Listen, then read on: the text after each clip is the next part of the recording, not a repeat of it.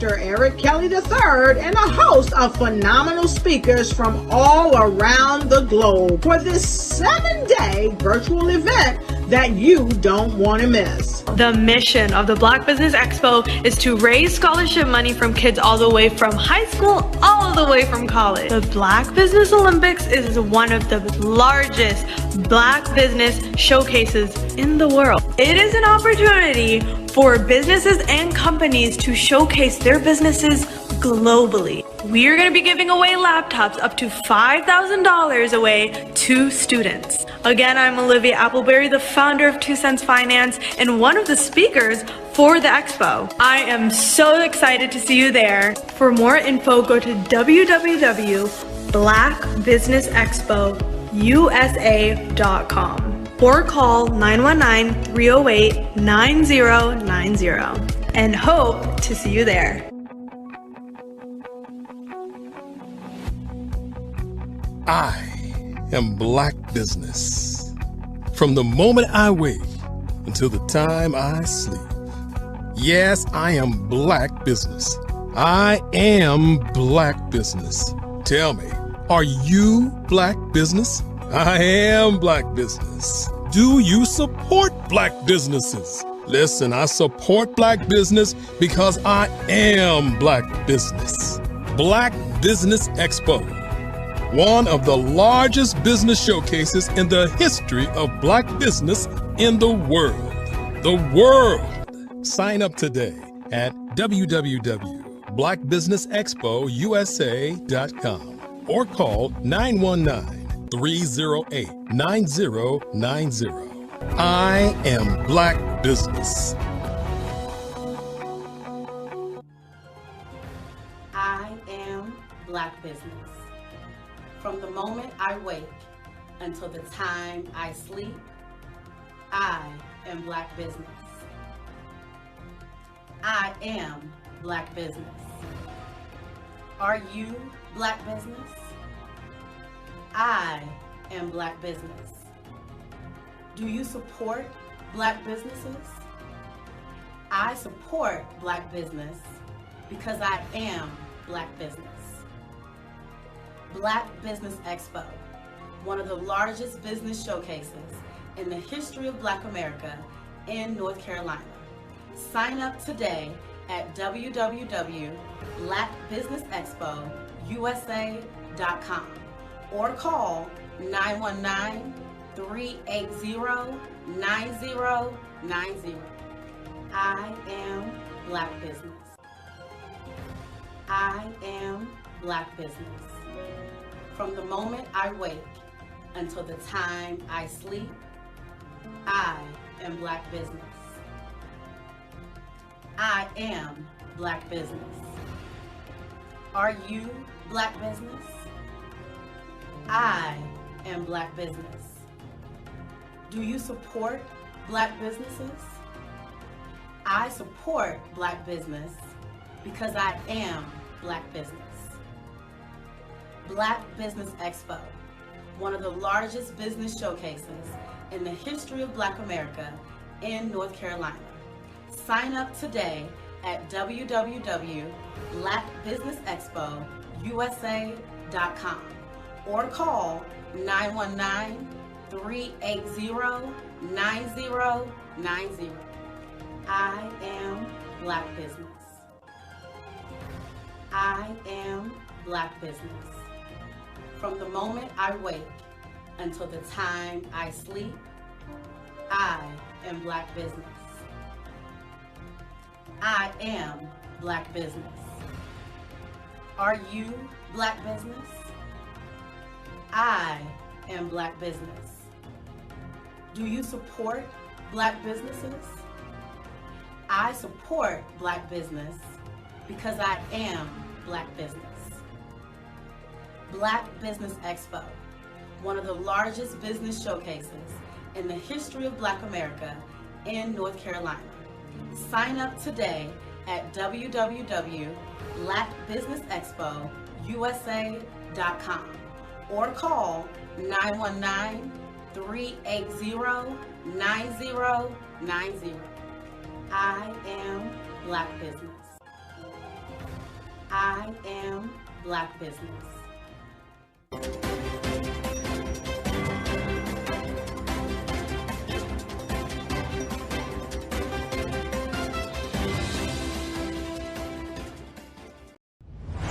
Social media is evolving. It's more vibrant, more colorful, more energetic, and so are you. It's not just photos anymore. It's video, it's audio, it's subscriptions. And now there's Fanbase, a new monetized social network. Fanbase delivers the complete native app experience with full content monetization for every user. No algorithms that shadow ban your engagement or growth, and no ads. Follow anyone for free and subscribe directly to your favorite creators for $4.99 a month. Plus, show some love by tipping on any post. Also, make a Fanbase page and monetize your content the same way.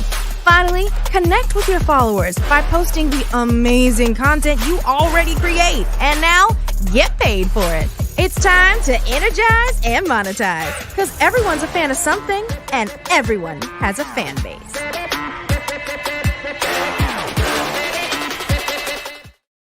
Absolutely. So our coaching program help people that have the lack of time, that lack strategies, and lack the confidence to go after their dream life. So we help them implement tools. We help them implement, I love to leave the inherited lack of finances or the education behind finances. But it wasn't until I lost my firstborn, my only son, that life changed for me. And where I was going after it all, living the corporate life, hit my 6-figure income, and living in my dream house with my dream man, driving my dream car. Wow. I nearly lost it all. Wow. When I lost my son. And so I realized it only takes one financial catastrophe that can change your entire life. That's what made me start All New Beginnings. Because no matter what's going on in life, there's a new beginning. And because of that, we develop a program called Wise Minded. My little slogan is, don't just dream it, let's live it. If they want to connect with you or work with you, what is the best ways for them to be able to do that? Well, for my social media guru, you can connect with me on every single social media platform as Tanya T. Wallace.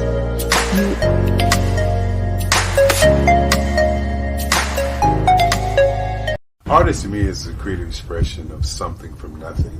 You know, it explodes onto the canvas, or it explodes on in my work. One of the things that I try to do more than anything is I try to just give the lines and the movements and emotions and expressions into what I do. Art really means to me a chance to express how I feel deep down inside. Most of my art begins as a thought that I might have, you know, whether it's sports, whether it's history, whether it's a woman or a man. It pretty much starts as an idea of thought before I get into the actual image of what I'm going to draw. I do a lot of historical pieces. I was a history minor in college, and I love to do history pieces.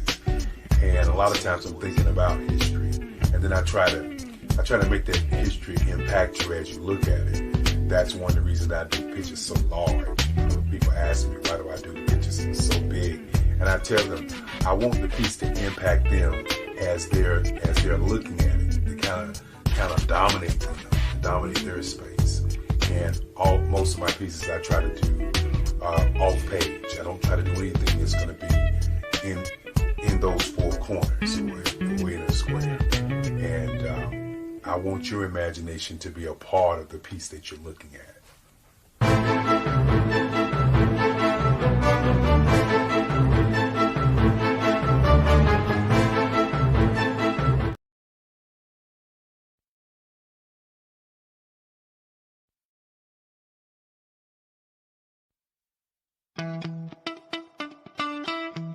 How many times have you been asked to help someone you didn't even know, a student, a business entrepreneur? Or did you ever even ask, where did they end up? That business, that friend, that entrepreneur. Well, just maybe they ended up in a gang, bankrupt, homeless, or worse, dead. Maybe they turned to crime, drugs, and alcohol. Did you ever wonder? Did you destroy their dream, or was your life always so easy? At the Black Business Olympics, we started a movement to help students complete. Give them hope and foster success. Help them to leave their dreams of providing laptops, computers, and up to $5,000 in scholarship funds. Today, we ask you to help a student, a business owner, or an entrepreneur to realize their dream by sponsoring them, supporting them, and buying from them. Consider this. With $1.6 trillion in our Black community, we only ask for a small donation for our students, our businesses, and our entrepreneurs. And you can change a life today. So I ask you, what are you going to do? Sit on the sideline and watch our students in high school be leaders, miss out on their dream from lack of resources? Or are you going to donate to the movement and change their future and yours as well? Give us a call today at 919-308-9090. Change their life by investing with action to the Black Business Olympic Fund. The Black Business Olympics, one of the largest business showcases of Black business in the history of the world.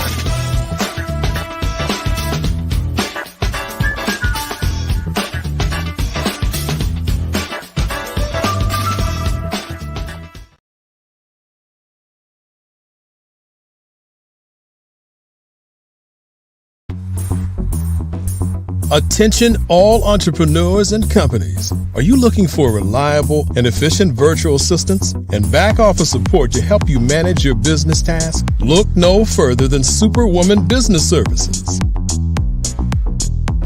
Our team of virtual assistants provides a full range of administrative support services, including operations management, social media marketing, and much more.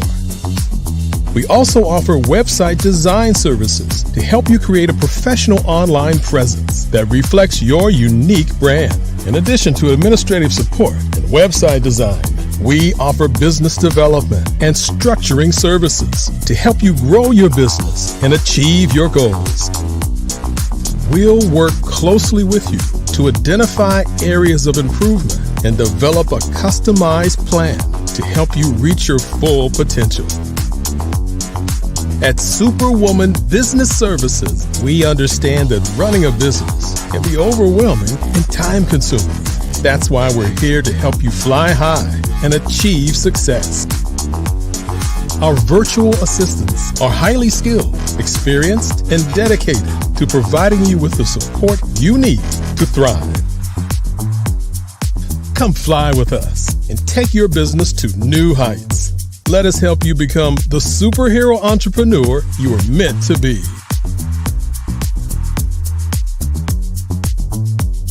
Contact Superwoman Business Services today to learn more about our back office support services. Come fly with us and take your business to new heights.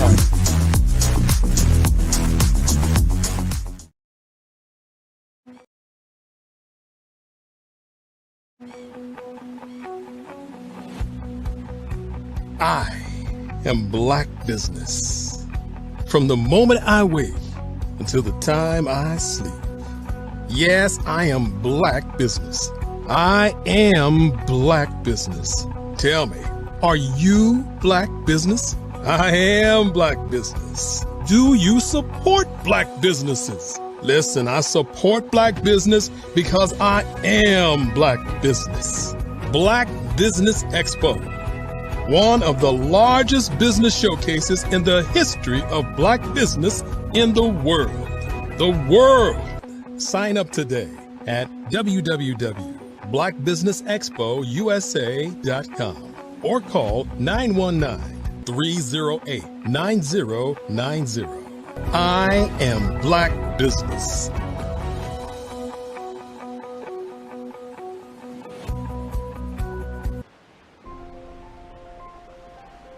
What if you could build your own city? A place where every child can find nurturing people to help them achieve their full potential.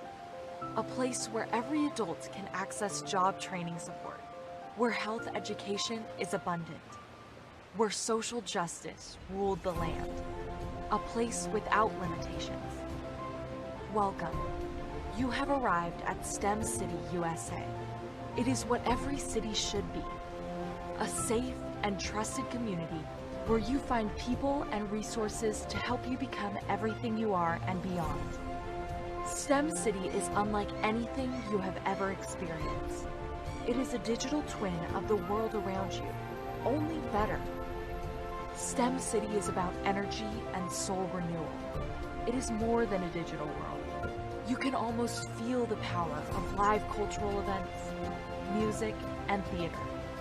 STEM City promises a better future for children, with caring mentors and hands-on activities, with dedicated tutors to support our youth. STEM City is your passport to a healthy lifestyle, with weekly events addressing our community's many issues. STEM City is your financial well-being, with helpful information on wealth management, career advancement, job training, and so much more. STEM City is the community you deserve. It is the city where your dreams can come true. STEM City USA, a place in the sky that is accessible to all who reach for the stars.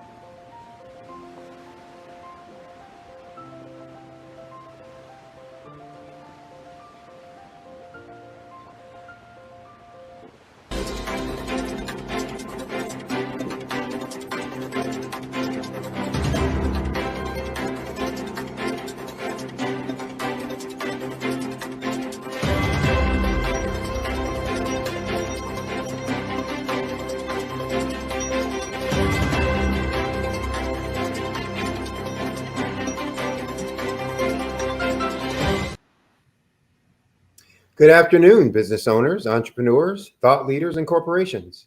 Welcome to the Black Business Network.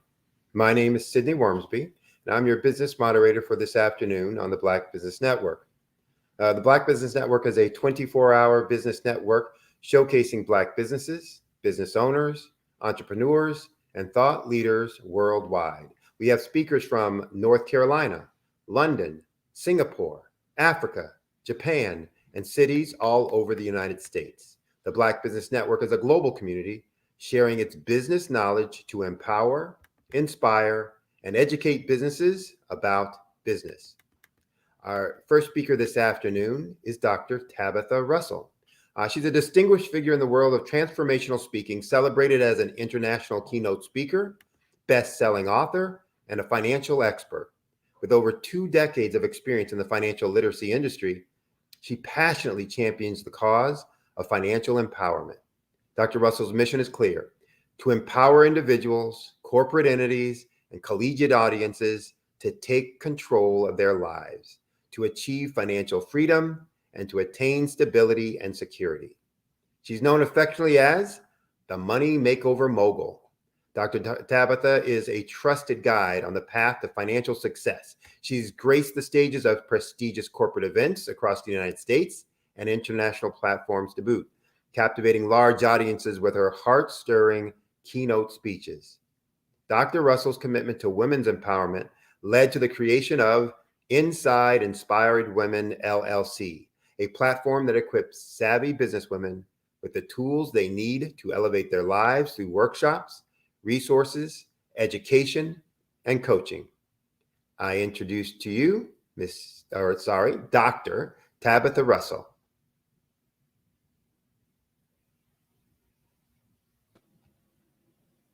Good afternoon.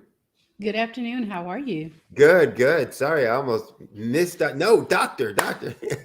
You work too hard. You work too hard and too long for those accomplishments, right? Don't let them pass. Don't let them pass. I greatly appreciate it. Thank you so much. No worries. As we say, genius is common. I'll see you on the other side. Thank you. Hello, everyone. My name is Dr. Tabitha Russell, and on today, I would like to talk with you about cultivating a wealth mindset for unstoppable success through collaboration. I will say that collaboration has become one of the things that I am most passionate about in the marketplace because I realize that in the world of business, there's a lot that goes on a regular basis that sometimes become very challenging to most business owners. So in the high, fast-paced and highly competitive marketplace of business, cultivating a wealth mindset is essential for achieving unstoppable success. However, what truly sets apart the most successful individuals and businesses is their ability to harness the power of collaboration over competition. Let's explore how to cultivate a wealth mindset and leverage collaboration techniques to thrive in the marketplace. I don't know about you, but I have been a entrepreneur, a business owner well over 20 years. Over the course of time, I've found that it is very, very competitive out there. Like everybody wants to outdo the next person. So having a wealth mindset is not just about cultivating riches. It's a holistic approach to success that encompasses financial prosperity, personal growth, and meaningful impact. And today I want to talk with you about a few techniques on how to develop and nurture this mindset. And the first thing is that we want to embrace abundance, meaning that you want to shift your perspective from scarcity to abundance. You want to understand that there are limitless opportunities, resources, and potential collaborators in the marketplace. And so by believing in abundance, you open yourself up to the world of possibilities, meaning that you expect abundance to come to you. And with that being said, you're like, probably, how does that apply to having a wealth mindset for business? It's simple, meaning that you go into collaboration as a means to be able to help as well as serve.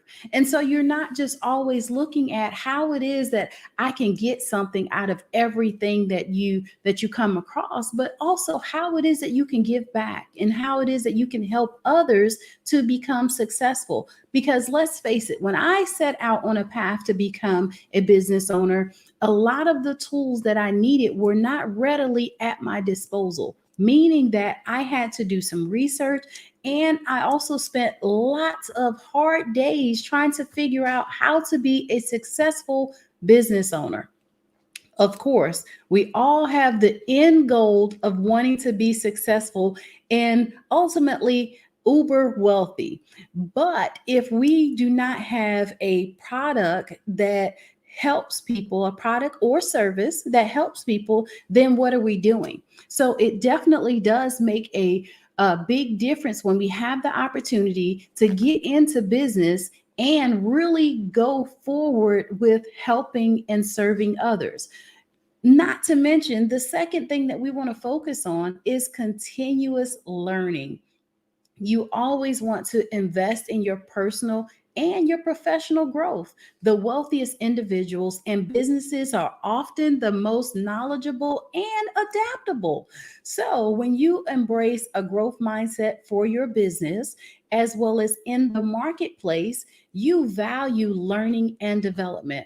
I'll be the first sometimes to raise my hand, or quite often to say that I don't know everything. But what I do know, I want to help to impart into someone else the way that I had to learn the information, but not only that, how it is that they can now accelerate their process. Because let's face it, if we go back in and we have to sit down and we have to research every single step along the way in our business, the thing that happens on the end result is that we lose valuable time going forward in business. So one of the great things that I've learned, one of the key tools is that collaborating with others help you now to cut out all of that time, right? There's few things that you can pick up from here and there that you will learn that it will help you now to be able to go forward in your business a little bit faster, but also more knowledgeable and better equipped for your success journey. And so the third thing is that with goal setting, you also want to use maybe a technique that's called visualization. And with that, you set clear and ambitious goals and you visualize your success. Maybe you create a vision board or you regularly view your goals to keep your aspirations at the forefront of your mind. And this helps you to stay focused and motivated. Why is that so important in business?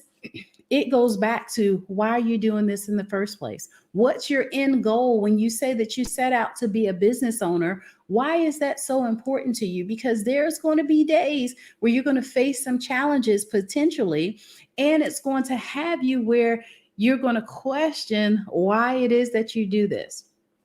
I recently did some research on statistics of first-time business owners. And let's just face it, the numbers are scary when you look at how many businesses are not successful within their first 1 to 2 years. And so with that, you want to make sure that you set a solid foundation going into your business venture to where it helps you now to solidify you being successful in your business journey. With doing that, you now are able to position yourself to go forward in such a way that where you can build on what you've started. And so if businesses are failing, you want to know what is it that's going to make you successful going through the door, even starting out in your journey. So that way you're not so caught up with the days or the day-to-day challenges that you could potentially face that make you want to quit. Right. So it definitely makes a difference when you have a goal that you've already set out to accomplish and that you do regular check-ins. Right. I tell people that when you do goal setting, you want to make sure that you have short-term as well as you have long-term goals. The short-term goals help you to now be excited about the next goal. And so you don't want to wait until you get the big goal to basically celebrate. You want to celebrate every step along the way. So as you set up those short goals, you now can go in step by step by step, and you can measure how successful you are. I call them KPIs, your key performance indicators. If you have short goals and you're constantly meeting those goals, then now it helps to put you on a plain path, a good trajectory for you to be able to reach your long-term goals. Next, you want to have some positive self-talk, right? Like, I know. We hear that all the time, but you also want to make sure that you have positive reinforcements in your lives that replace the negative thoughts with positive affirmations or positive self-talk. And so a wealth mindset is rooted in self-belief and a can-do attitude, meaning that you want to challenge those limiting beliefs and replace them with empowering ones. And how do you do that? You do that by basically having the opportunity to go ahead and help yourself to be able to be positive, because let's face it, being a business owner is definitely sometimes challenging. So in Inside Inspired Women, which is my corporation, I have the opportunity to help women to solidify their businesses by making sure that we foster an environment of collaboration over competition to begin with. And so with that, we use the tools that each person has in order to help each other. And we foster an environment that is welcoming, that is warm, as well as is built on trust. And so we help one another on getting to that next place. And so with that, I am often very excited about the outcome because I know that we're going into it with good intentions. I believe that we all can do the same thing, but we're also called to a certain subset of people that we're supposed to serve. And with us doing that, we all can be successful. So I will say it doesn't matter what it is that you do, but you want to build yourself a circle and a network that is caring and fostering in the way that you all can help one another. And I believe that as you continue to help one another, you have the chances of being very successful. And so with that, as we foster collaboration and a wealth mindset, we're all focusing basically on the same thing of becoming very successful. So as you're building this network, you want to build a pool of resources that potentially you share, whether it's financial capital, whether it's talent or technology. This shared investment can lead to higher returns and lower risk by amplifying your wealth building efforts, meaning that everybody now has a vested interest in the whole project and everybody being successful because you all have one goal in mind. And so with that, I've learned that this is able to now help you all become successful. And when I say lower risk, it means that you now lessen the chances of someone not being successful because everybody has one goal in mind, and that is moving forward. Now, you also want to consider innovation and market expansion. I will tell you that big corporations like we'll use Walmart or McDonald's, Burger King, right? They started with one store, and before you know it, now they have thousands of stores around the country. So with that being said, they have had to have a goal as well as a potential expansion in mind when they were moving forward. So collaboration sparks innovation by bringing diverse perspectives together. Joint ventures and partnerships can open new markets as well as it drives product development, and it creates innovative solutions that set you apart in the marketplace. And I will say that in order for you to have continued success, you definitely have to structure yourself to where you have a niche in the marketplace. And that means that we don't necessarily always have to have a whole basket full of things in our arsenal that we use, but what's that one good thing that you can pull out of there that you can say that you can build on that will make you massively successful? Because anytime we can focus our thoughts, we can focus our talents and our efforts towards one thing, it helps us to be able to build on that and make it bigger and solidify it. I tell everybody, if you can concentrate on one particular subject for anywhere between 2.5 to 5 years, you become the subject matter expert, and it allows you to say that you are number one in the industry. Most of these great speakers, the great business owners that we see today and admire, they just didn't get there overnight. They built up to that place. And so I will say that you have that same ability to be able to do that in business, but you have to set aside the time to be able to build and to work towards that place of success. So as you're goal setting, as you are collaborating with others, and you're building this marketplace expansion network, now it is that you all are able to drive home the process. So I equate this to building a house, for example. There's so many different moving parts in building a house. But for starters, let's look at the people that's needed to potentially put this house project together. You need an architect. You need an engineer. You need a carpenter. You need somebody that's going to do the plumbing, potentially somebody that may come in and do the painting, all these different people. So I know that collaboration has the ability to build something beautiful.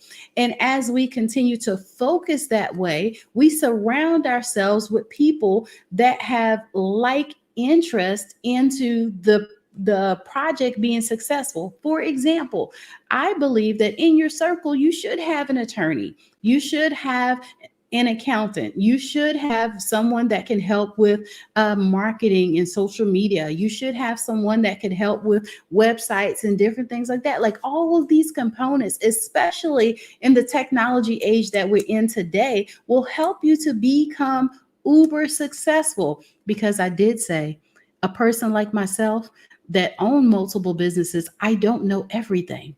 But I know that if I surround myself with the right people, with the right network, that I can become successful, because they can help me to be strong where I am weak. And I too, with them, I can help them to build up those weak points. Now, let's talk about some win-win outcomes. Collaboration is not a zero-sum game. Collaboration, or when you collaborate, you can create win-win outcomes where all parties benefit. This fosters goodwill, it strengthens relationships, and it enhances your reputation in the marketplace. How many of you know that go-to person? And that go-to person is usually a resource of information, right? Or a resource, so they got a book of people that they can point you to for whatever the service is that you're seeking. Why not let that be you? Why not you have a circle around you that you've built, a network that can help you to be able to move forward? And with being able to do that, you now are able to help yourself in so many ways that you never thought possible. Let's talk about overcoming challenges, right? Like, I faced a lot of challenges in being a business owner. I made one decision and I lost somewhere around $500,000. Now, if that won't make you a little upset, then I don't know what else will, because I ultimately lost everything. I ended up having to rebuild and restructure my whole life because of that one decision. And so, cultivating a wealth mindset and embracing collaboration, when you face some hurdles, you can overcome them. Now, one thing that you have to get rid of is the fear of competition.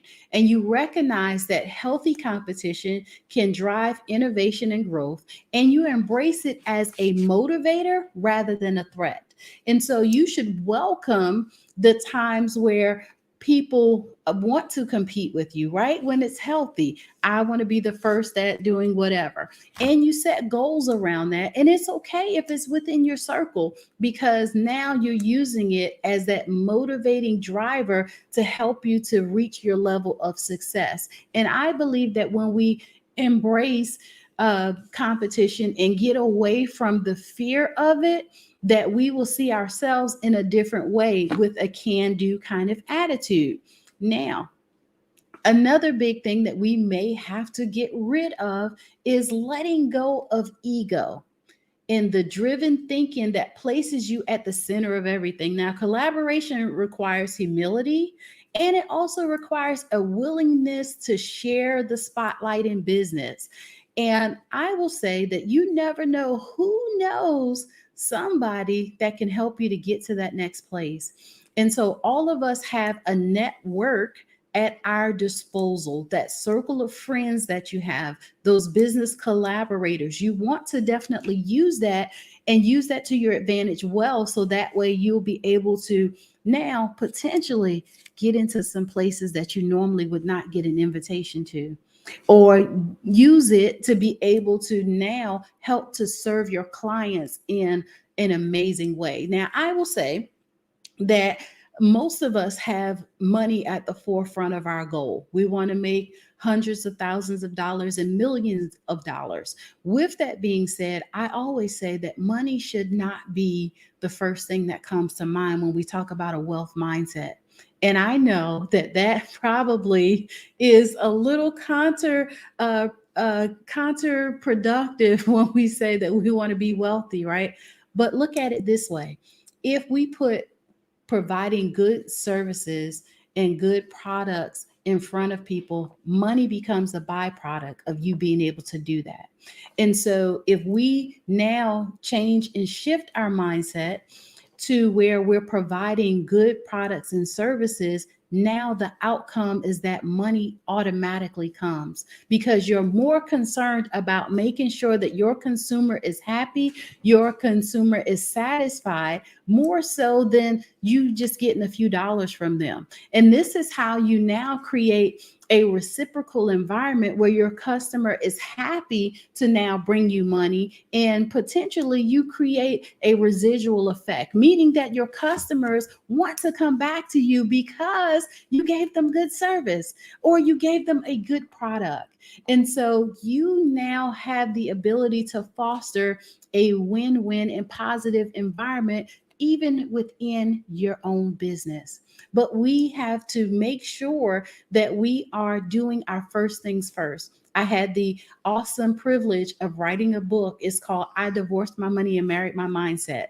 And I will say that doing that project allowed me to be able to take the thought of money being first off the table.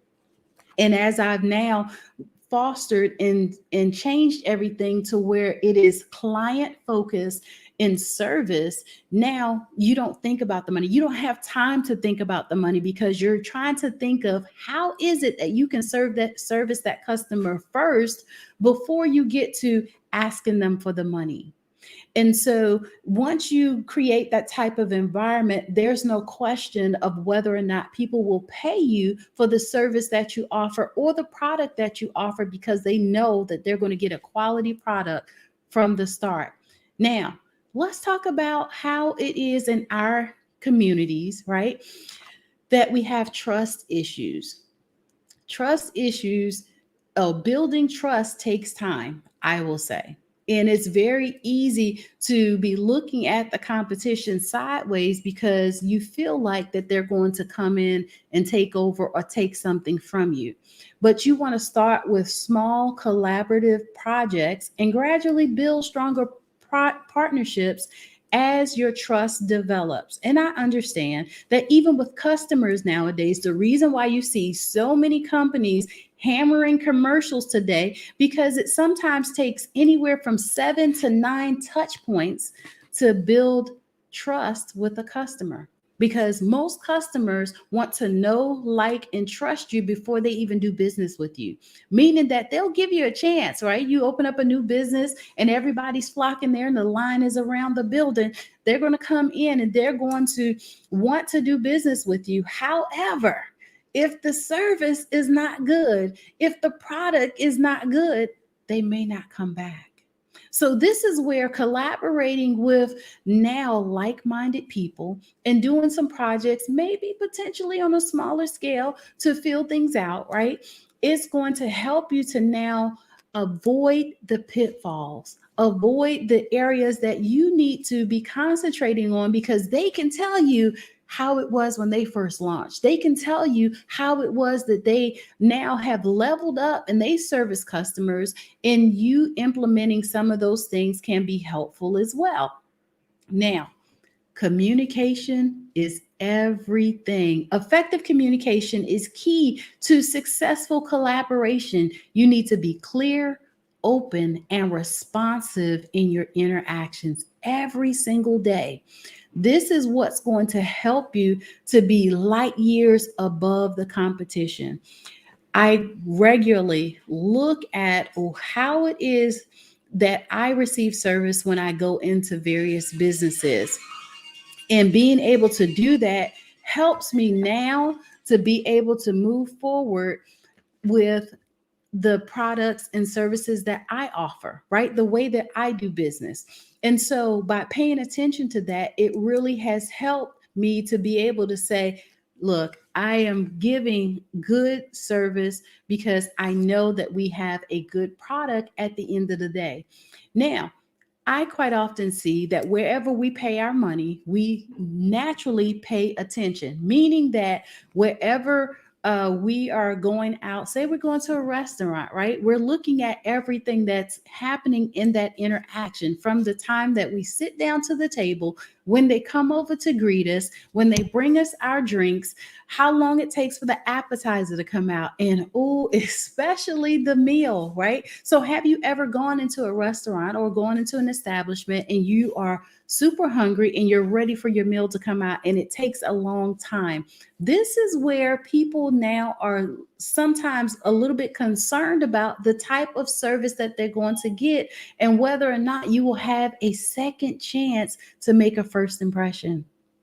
I will say that first impressions in business is everything. So you want to make sure that that first impression is a lasting one that also leads to repeat customers. And so with you having the ability to create that network, right? That collaboration that allows you to be able to now compare and potentially get some information from those that you have in your network, that helps you to build a great customer experience.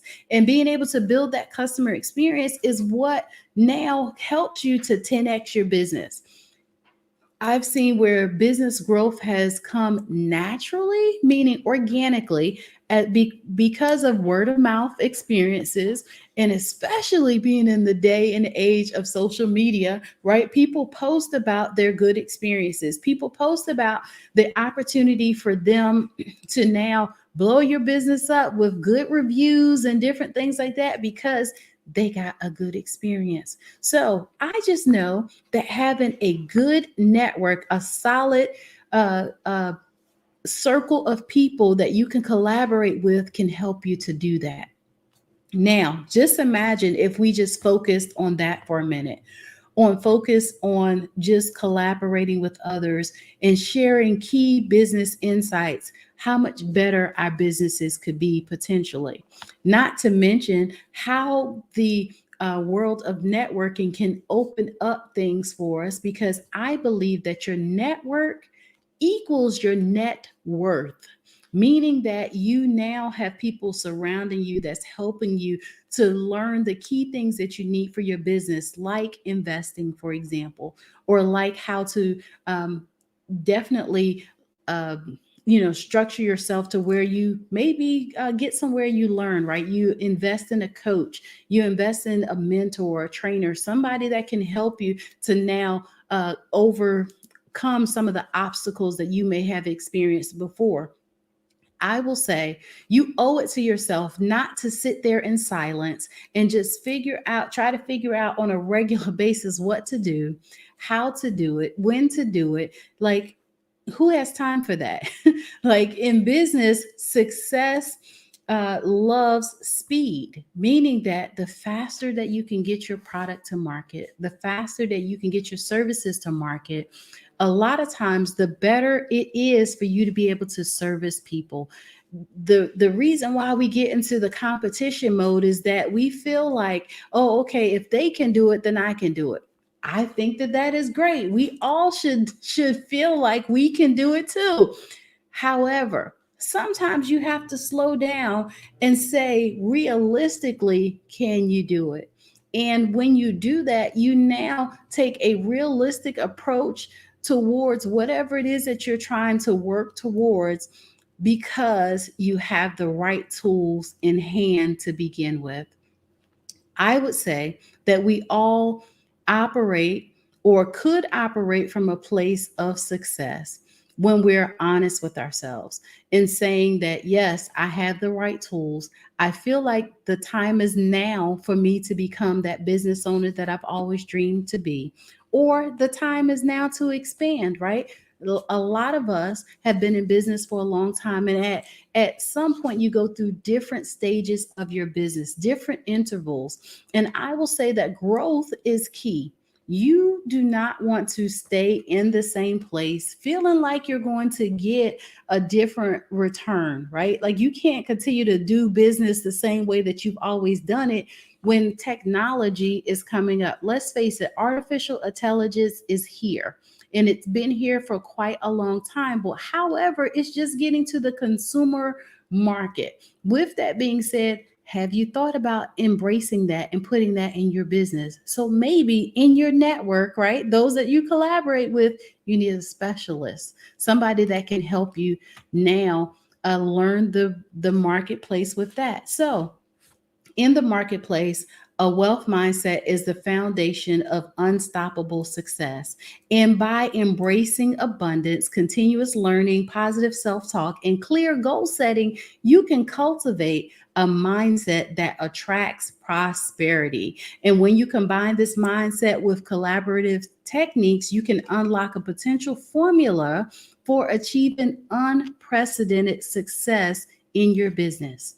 Now, whew, that's a lot to take in, right? Now, remember that wealth is not just about money, it's about the value that you create, the impact you have on others, and the fulfillment you derive from your endeavors. So, cultivating a wealth mindset and embracing collaboration are powerful tools that can elevate your business and your life to new heights of achievement and fulfillment in the marketplace. That's why in my program, I am so passionate about us working together. And so from day one, week one, we go in and we talk about what our visions are and how our vision aligns with what it is that we have set for our end goal. Knowing that when we create our businesses, we want to create a fostering environment for growth, not just for the business. No, how is it that we can put a plan together that we grow from the inside out? And then how it is that we can serve people from the fullest, right? So that way they're pleased and well satisfied, because we want to make sure that our clients are getting what we say that we're going to do when we're going to help them in business. Even when I go out and I am talking in corporations or I'm talking in colleges on leadership or I'm doing any type of training, I want to make sure that I am servicing them just the same, right? Because I realize that being a business owner is not really about me just to put my hand up to say that I own a business, but I am putting myself on the front lines to say that I want to serve others. And you can do the same thing too in the marketplace by making yourself available, but also putting service first instead of just how can I make the money, right? So I believe that putting all of these things in place and knowing that it's not about the business, but it being about the value that you create, you can do some majorly massive things in the marketplace, but you've got to do the first things first, right? If you find that you don't have time to sit there and do the research, it's okay for you to solicit some help. Get yourself a coach. Get with somebody that can help you to now identify your blind spots. They can also help you to come up with an action plan, because having a coach is a collaborative effort that you guys work hand in hand together. It's a partnership that you get somebody to help you to put that together.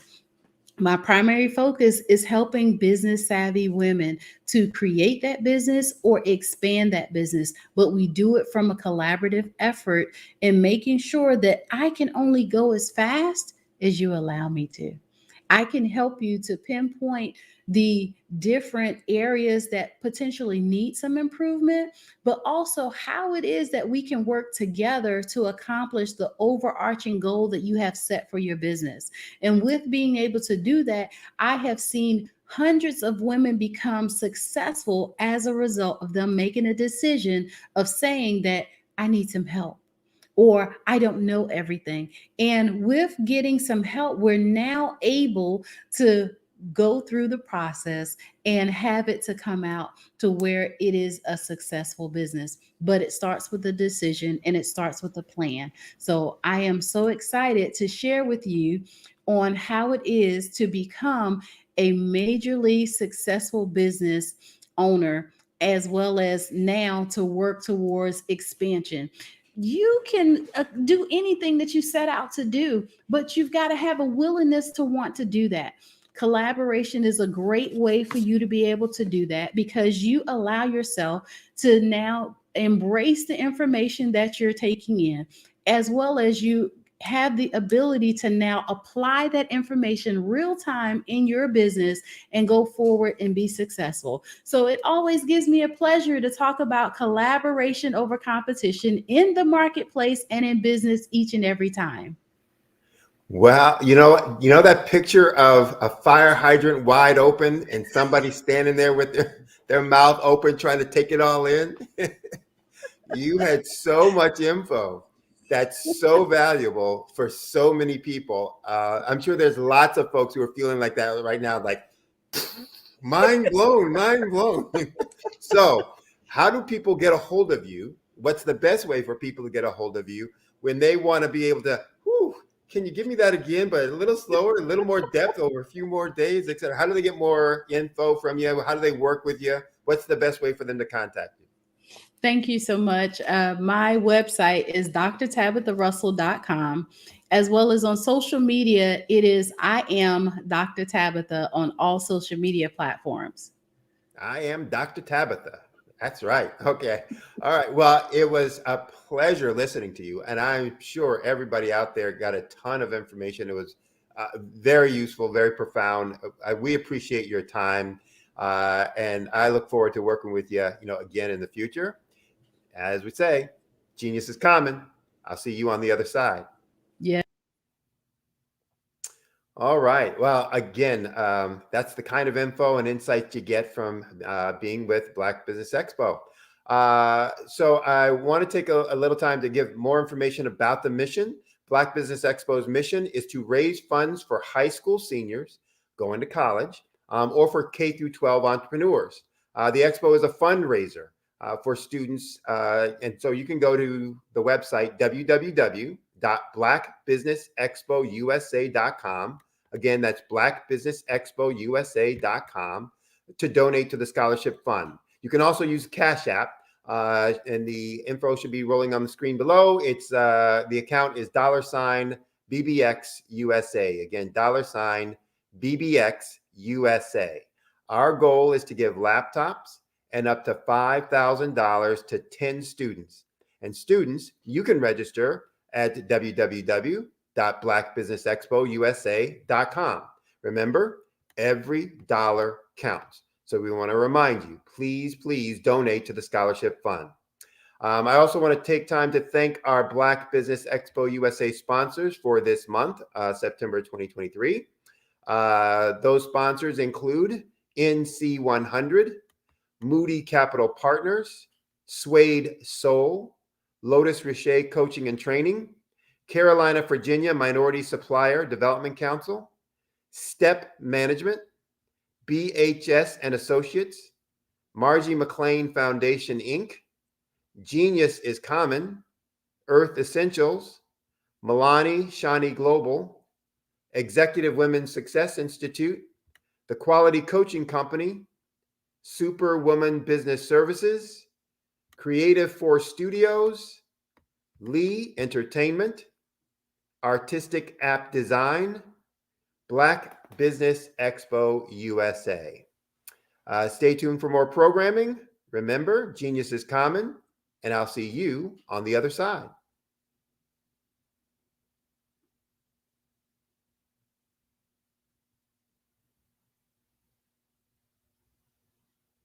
I'm Ramon Gray, founder of Smart Hustle Magazine and smallbiztechnology.com.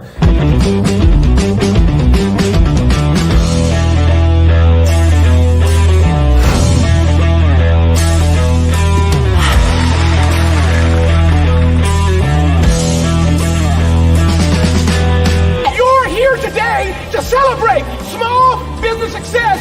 Stand up on your feet. You rocked the house. It was amazing. Didn't we learn? For me, success comes from failure. One thing not to do is shake somebody's hand like this.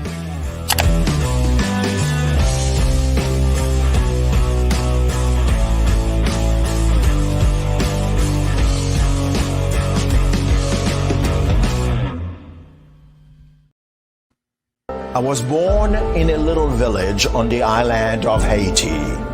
Many deadly diseases pounded me.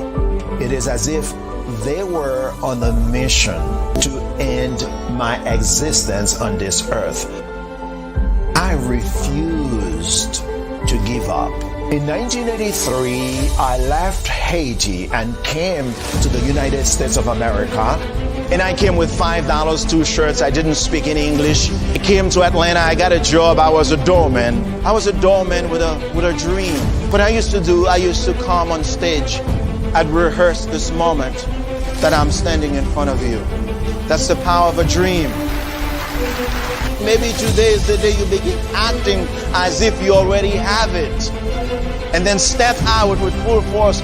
Take a risk. No condition is permanent. Don't let your situation distract you. You are chosen. You are called. You are born for a purpose in this life.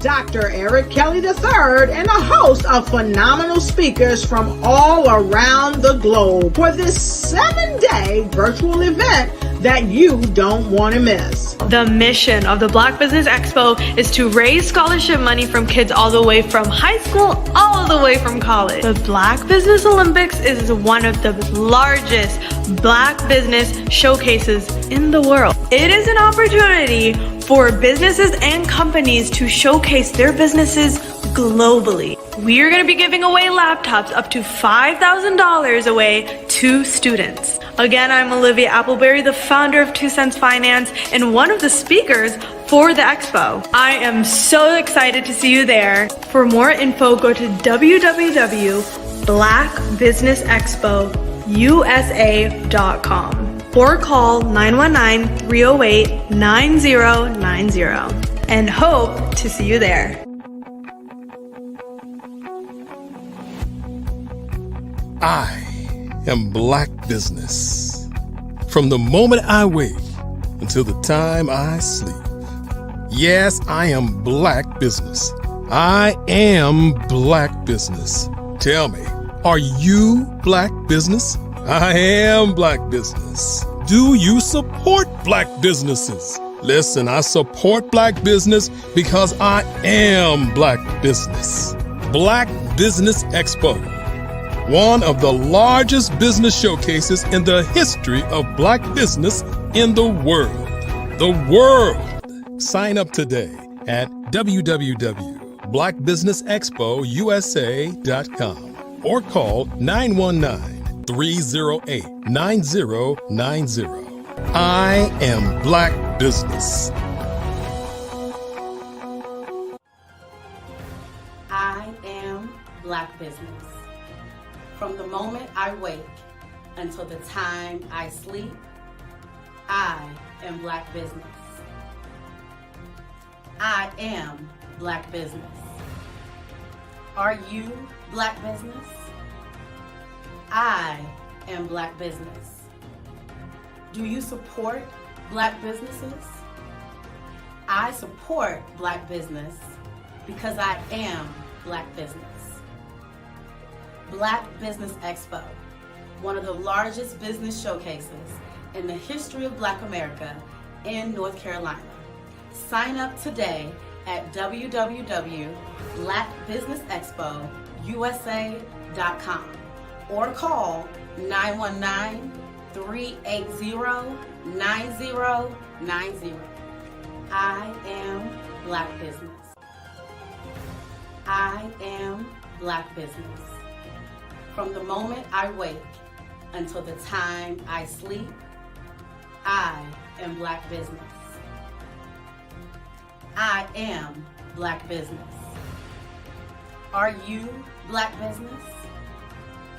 I am Black Business. Do you support Black businesses?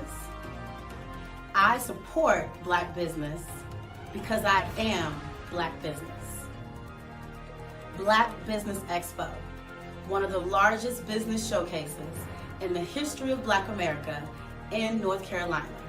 Sign up today at www.blackbusinessexpousa.com or call 919-380-9090. I am Black Business. I am Black Business. From the moment I wake until the time I sleep, I am Black Business. I am Black Business. Are you Black Business?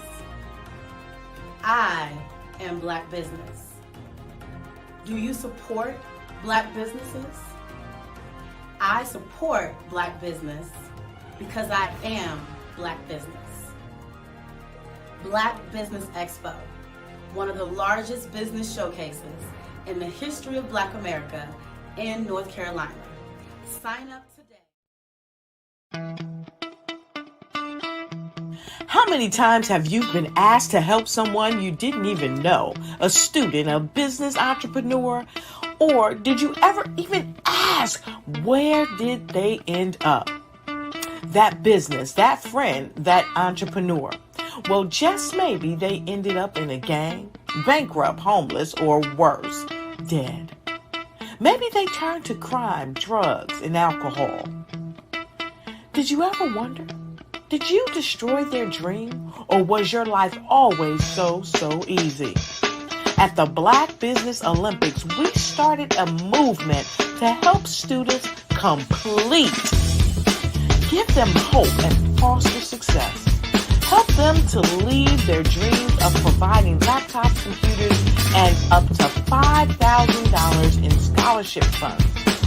Today, we ask you to help a student, a business owner, or an entrepreneur to realize their dream by sponsoring them, supporting them, and buying from them.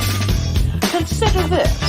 With $1.6 trillion in our Black community, we only ask for a small donation for our students, our businesses, and our entrepreneurs. And you can change a life today. So I ask you, what are you going to do? Sit on the sideline and watch our students in high school be leaders, miss out on their dream from lack of resources? Or are you going to donate to the movement and change their future and yours as well? Give us a call today at 919-308-9090. Change their life by investing with action to the Black Business Olympic Fund. The Black Business Olympics, one of the largest business showcases of Black business in the history of the world.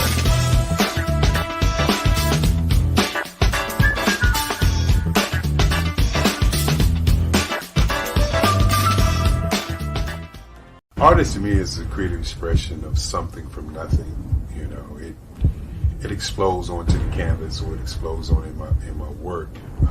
One of the things that I try to do more than anything is I try to just give the lines and the movements and emotions and expressions into what I do. Art really means to me a chance to express how I feel deep down inside.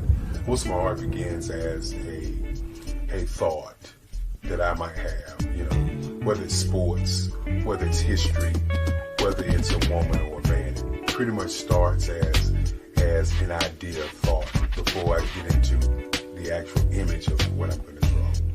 I do a lot of historical pieces. I was a history minor in college, and I love to do history pieces. And a lot of times I'm thinking about history, and then I try to make that history impact you as you look at it. That's one of the reasons I do pictures so large. People ask me, why do I do pictures so big? And I tell them, I want the piece to impact them as they're looking at it, to kind of dominate them, dominate their space. And most of my pieces I try to do off page. I don't try to do anything that's going to be in those four corners or in a square. And I want your imagination to be a part of the piece that you're looking at.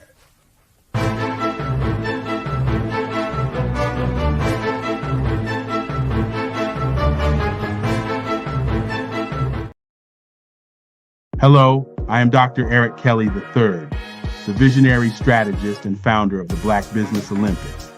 I invite you to showcase your Black-owned businesses on the Black Business Network global stage. The Black Business Olympics is a global Black Business Network platform that propels Black-owned businesses into the international spotlight. By showcasing your business on the Black Business Olympics platform, you can reach a worldwide audience of potential customers, partners, and investors. You can also establish yourself as a thought leader and expert in your field, attract lucrative partnerships, and more speaking engagements.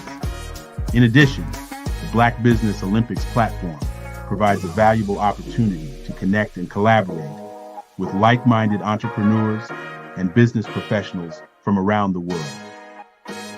This can lead to new business opportunities, ideas, and relationships. Finally, by sharing your story and expertise on the Black Business Olympics platform, you can inspire and empower others. This is a powerful way to make a positive impact on the world and leave a lasting legacy. If you are a Black-owned business owner, I encourage you to seize the opportunity to showcase your business on the Black Business Olympics platform. It is a once-in-a-lifetime opportunity to make an indelible mark on the world. Be one of the 1,000 visionary entrepreneurs who are changing students' lives, shaping industries, and leaving an unforgettable legacy for their families.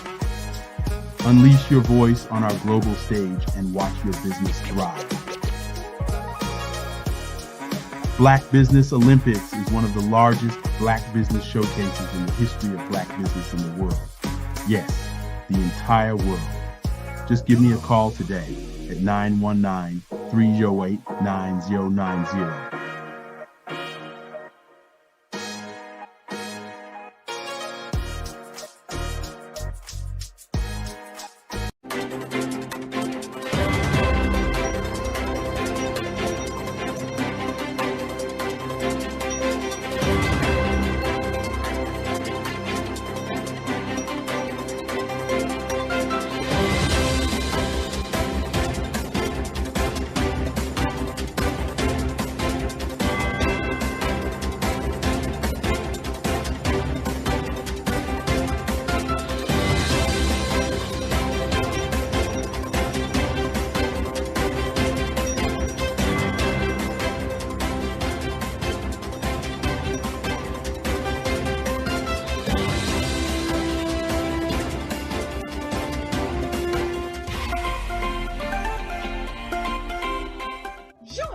Dr. Eric Kelly III and a host of phenomenal speakers from all around the globe for this 7-day virtual event that you don't want to miss. The mission of the Black Business Expo is to raise scholarship money from kids all the way from high school, all the way from college. The Black Business Olympics is one of the largest Black business showcases in the world. It is an opportunity for businesses and companies to showcase their businesses globally. we're going to be giving away laptops up to $5,000 away to students. Again, I'm Olivia Appleberry, the founder of 2 Cents Finance and one of the speakers for the expo. I am so excited to see you there. For more info, go to www.blackbusinessexpousa.com or call 919-308-9090 and hope to see you there.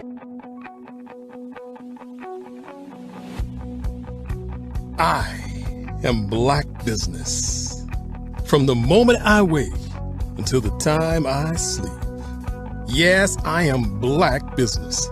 I am Black Business. Tell me, are you Black Business? I am Black Business. Do you support Black businesses? Listen, I support Black business because I am Black Business. Black Business Expo, one of the largest business showcases in the history of Black business in the world. The world! Sign up today at www.blackbusinessexpousa.com or call 919-308-9090. I am Black Business. I am Black Business.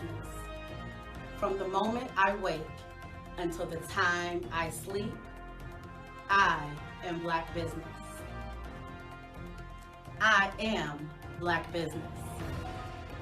Are you Black Business? I am Black Business. Do you support Black businesses?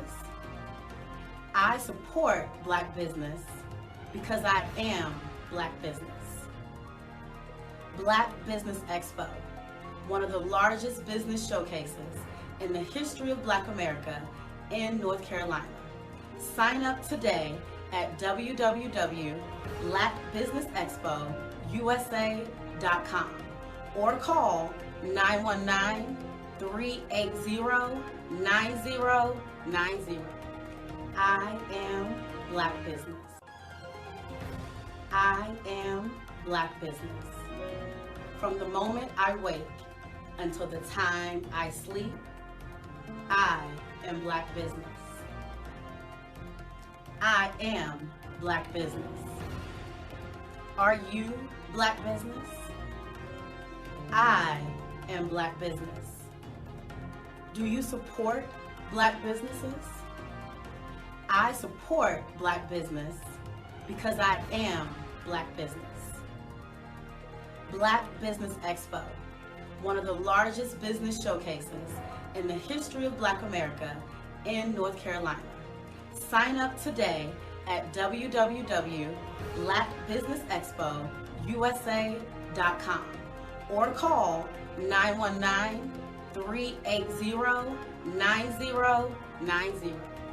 I am Black Business. I am Black Business. From the moment I wake until the time I sleep, I am Black Business. I am Black Business. Are you Black Business? I am Black Business. Do you support Black businesses?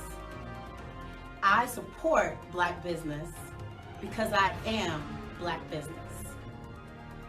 Black Business Expo, one of the largest business showcases in the history of Black America in North Carolina. Sign up today at www.blackbusinessexpousa.com or call 919-380-9090. I am Black Business. I am Black Business.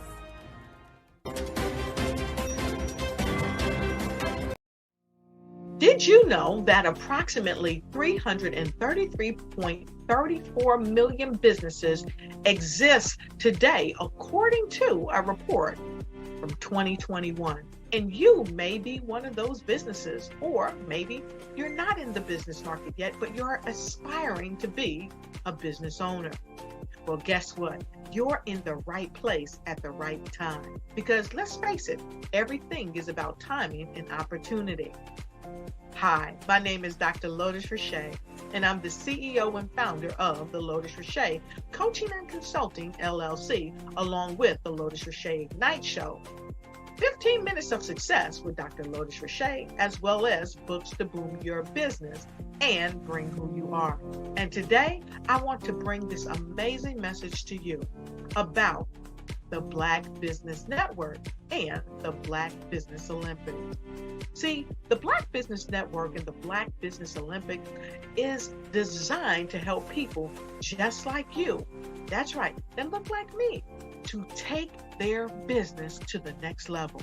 Not just in your front yard or your backyard, but globally. The Black Business Network and Black Business Olympics is designed not to just help you survive, but to help you thrive. So join us today as we come together with businesses all around the world to support our students, our children, our young teens, our young entrepreneurs. What we do is we come together to help raise funds for students who are aspiring to be business entrepreneurs, who are aspiring and who are thriving in college. We endow them with a wonderful opportunity to gain scholarship of either a laptop or several thousands of dollars. And we invite you to help be a contributor to this amazing opportunity to help someone that looks just like you. So join us today at our website and let us connect with you and help you ignite and take flight in every area of your life on the Black Business Network and the Black Business Olympics. I'd like you to imagine with me, if you will, opening an app where you can collaborate with like-minded individuals from around the world, get inspiration and in-app tools to launch and grow your business, as well as share your knowledge and earn compensation, all in one app. Well, the name of that app is Truso, short for Truly Social. Hi, I'm Matthew Newman, the founder and CEO of Truso. A new concept in social media, Truso is designed from the ground up to be a platform that's both social and empowering for all its users. How exactly do we do that? I'm glad you asked. First, Truso brings the world together via video. Psychologists assert that video provides a significantly more effective connection than audio only. When you enter a community on Truso, you're face to face. Second, on Truso, you don't have to have 1 million followers to monetize. Our business model allows all hosts and moderators to monetize, no matter the size of your following, by 1, producing fee-based content, and 2, inviting others to join the platform as subscribers. Even more, Truso has an in-app resource library with over 100 free resources, forms, and documents to help you build your brand and grow your business. Third, Truso is inclusive. The deaf and hard of hearing communities make up 360 million people worldwide.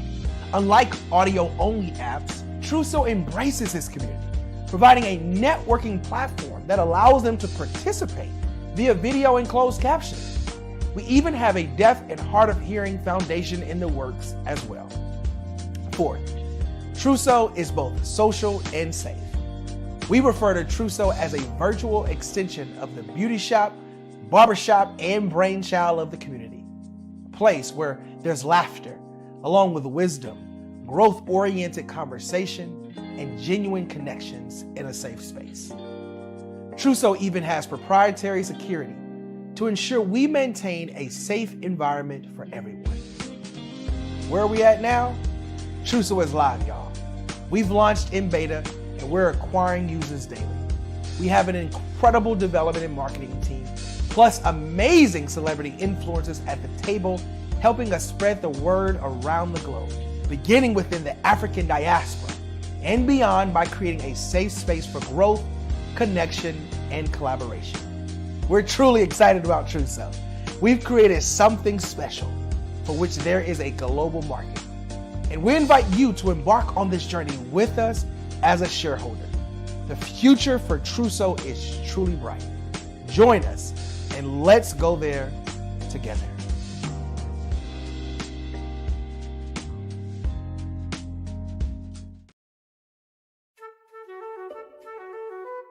This is Dr. Arnold T. Petsworth. He's the owner of Petsworth Vet World, a veterinary clinic in Hopton, Connecticut. His patients include dog, cat, frog, fish, Goldie, dog, and this alpaca. Due to doctor-patient confidentiality, we can't tell you their names. Business at Vet World was steady, and then quarantine hit. Neighbors brought new four-legged friends into their homes.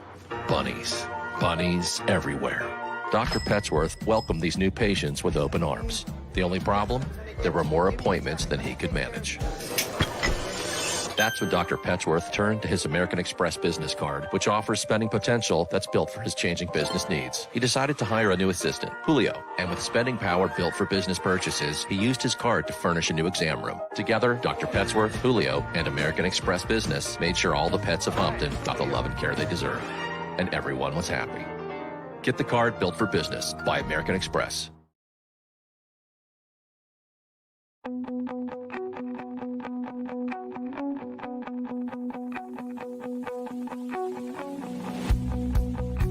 I am Black Business.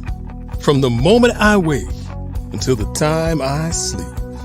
Yes, I am Black Business. I am Black Business.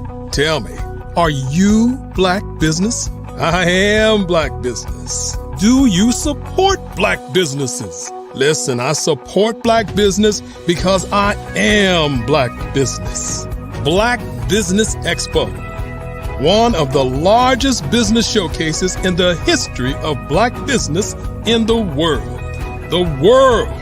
Sign up today at www.blackbusinessexpousa.com or call 919-308-9090. I am Black Business.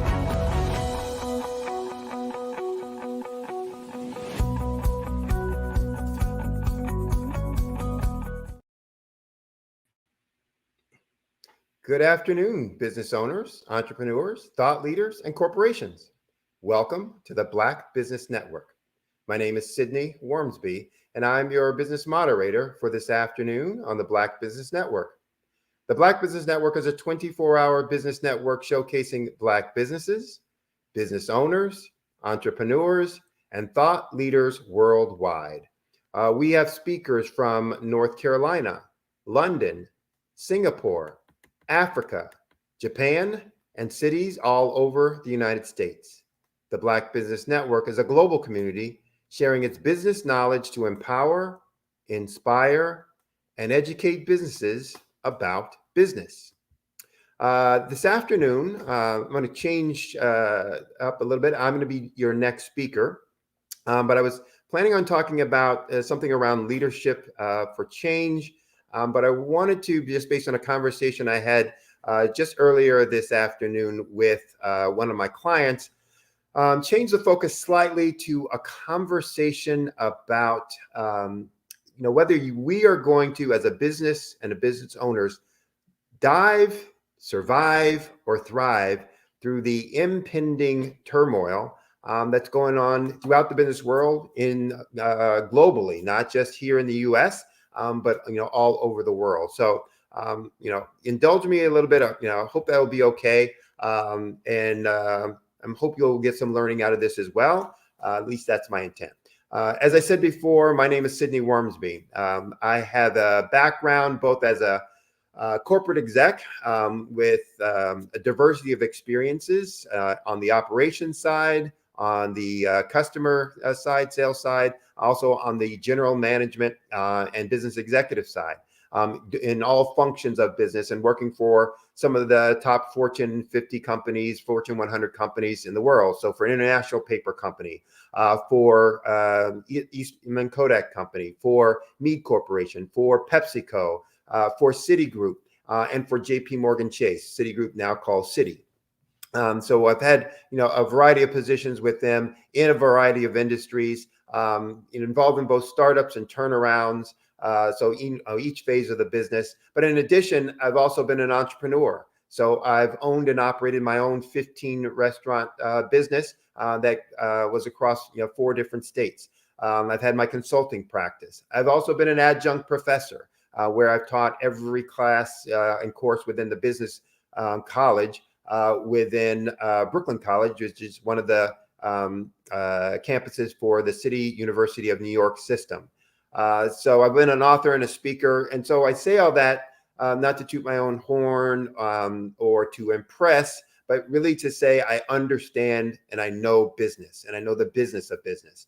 And the things that I'm going to talk to you about today are things that I've actually implemented both as an entrepreneur in my own business, but also as a manager, leader, and executive within some of the top Fortune companies within the world. So with that, what do I want to talk about today?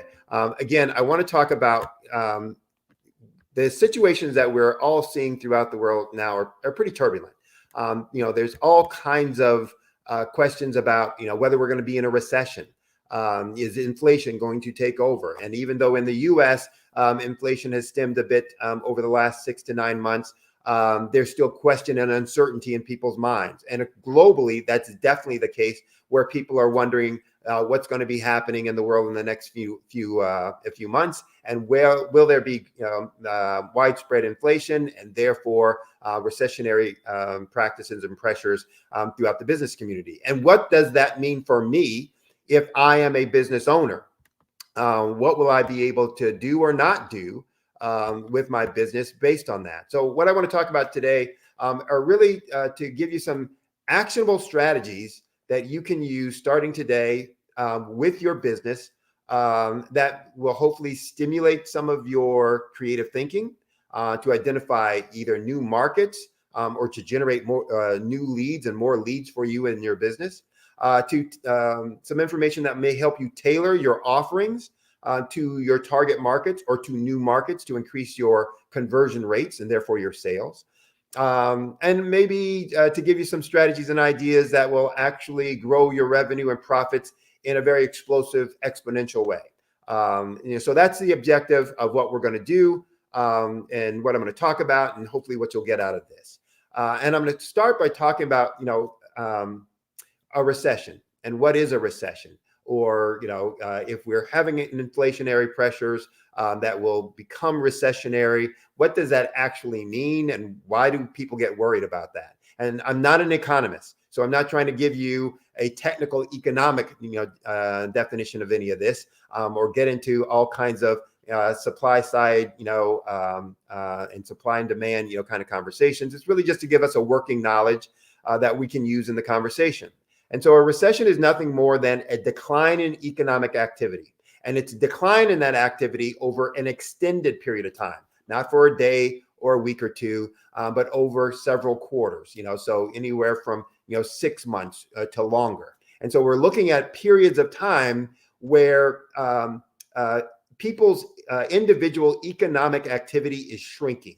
They're doing less in the market. They're buying less in the market. And that's put pressures on business as to what are they going to do in order to make it through that. What are some of the causes? There's lots of causes. It can be financial crisis. That's what we had in 2008 globally, where the financial industry was collapsing, and that put monetary pressures, and people were all concerned about, okay, what are we going to do? And what does that mean for business? There's no credit available, et cetera. It can be an economic bubble bursting. That's what we had with the real estate issues back in 2000, whatever that was, 2003, 2004. It can be because of natural disasters. That's what we had with the pandemic, where we had this dangerous situation on a medical perspective that was causing issues globally. It can be a supply side issue, a supply shock, or a supply break, which is what we're seeing now coming out of the pandemic. So there can be lots of reasons and causes for this economic shrinking of activity, and therefore recessions or recessionary pressures. But at its core and at its foundation, A recession is nothing more than a form of a business crisis. It's just another form, a different form of a business crisis. And a crisis is what? Any event or period that will lead to an unstable or dangerous situation. That's all a crisis is. And if you look it up in Webster's dictionary or any other place, that's all of a crisis is. It's a period of time. It's an event that could or that will lead to instability, to some type of danger that will affect either an individual, a group, or an entire society. And because it provides instability, people are concerned and fearful of it because we all fear the unknown. It can provide or present a dangerous situation, something that we know about. We know that this can harm us, etc. And that's why people get concerned. And again, it can focus in a very small area or arena or a very broad arena. It usually, any crisis usually brings the end of something that is. So it's the stop of something old. But it also brings the beginning of something that is to be or something that is new. So one of the things, some of the coping mechanisms in the past that we've used to be successful, when a crisis takes place, they no longer work and they become ineffective. And so if we continue to try and use those same mechanisms in the present with this new turbulent situation, they fail us because they're ineffective. They cause, bad behaviors to take place, and that usually causes us to, have poor outcomes or poor performance. So what are the responses that people usually have for crises? And this gets into, individual dynamics. It depends on their personality or their paradigms or their view. Some people look at a crisis as a problem. Some look at it as an opportunity. Some look to ignore it. Some look to, head it on or hit it head on, and address it. Some look to run, or we talk about flight. Some look to, contest it and fight it. So which of those approaches that people take really depends on their personal view on things and their personal paradigms and their personalities. The emotional responses to crisis is almost universal. There's some confusion. There's a feeling of vulnerability, anxiety, fear, anger, sometimes guilt. Sometimes folks will feel hopeless and helpless. That's all natural. But from a business standpoint, there are several approaches that are often taken to a recession or to this instability or this uncertainty or this potential danger. And those are typically one of three. Either let's wait and see what's happened. It's let's put our head in the sand, etc. One is a defensive strategy, and one is a more aggressive strategy. So what's the wait and see? Wait and see is usually I'm not going to take any action. Let's just sit here for a while. Let's see what happens. And then we can adjust or go back to business as usual. If you think of an ostrich and that paradigm of somebody sticking their head in the sand, wait and see strategies and approaches in times of instability and uncertainty are those folks who are really wanting to put their head in the sand and pretend they see no evil, they hear no evil, and therefore there is no evil. And that usually doesn't work. Some businesses may be immune to recession. Their products or services may always be needed. And so maybe this strategy doesn't affect them as much. So for example, a grocery store, if you have a store that provides food, basic necessities, maybe you're not affected as much. You will still be affected because they won't buy the same quality of goods maybe that they were buying before. Their budgets will be shrunk, so maybe they don't buy the same quantity of goods that they bought before, etc. So grocery stores, auto repair parts stores, medical services, all of those kinds of things are businesses that may not be as affected by a recession, but there's still some impact on them. So this approach, though, as I said before, it doesn't work. Your business will take a dive if you use that approach. And especially if you're not one of those that people are going to need to come to in general. So remember what I said before, crisis is the end of something that is. The old is going to change. It is going away. That's not going to be stopped by, me or you or anybody else putting their head in the sand and trying to ignore it, or just looking the other way and hoping that it will pass. Whether it's customer attrition, meaning customers are going to leave because they no longer can afford to buy your product or service, whether suppliers will fail and because they had to go out of business because they couldn't make it through, whether credit evaporates because financial situations and the demand for money is different, so inflation or interest rates have gone up, whether credit gets more expensive, whether costs go up. There are going to be millions and millions upon things that are going to change within the business environment, and us ignoring it doesn't change that. It only makes us less competitive.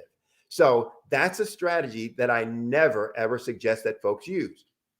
What is a defensive strategy? It's the let's hunker down, let's ride this out kind of approach.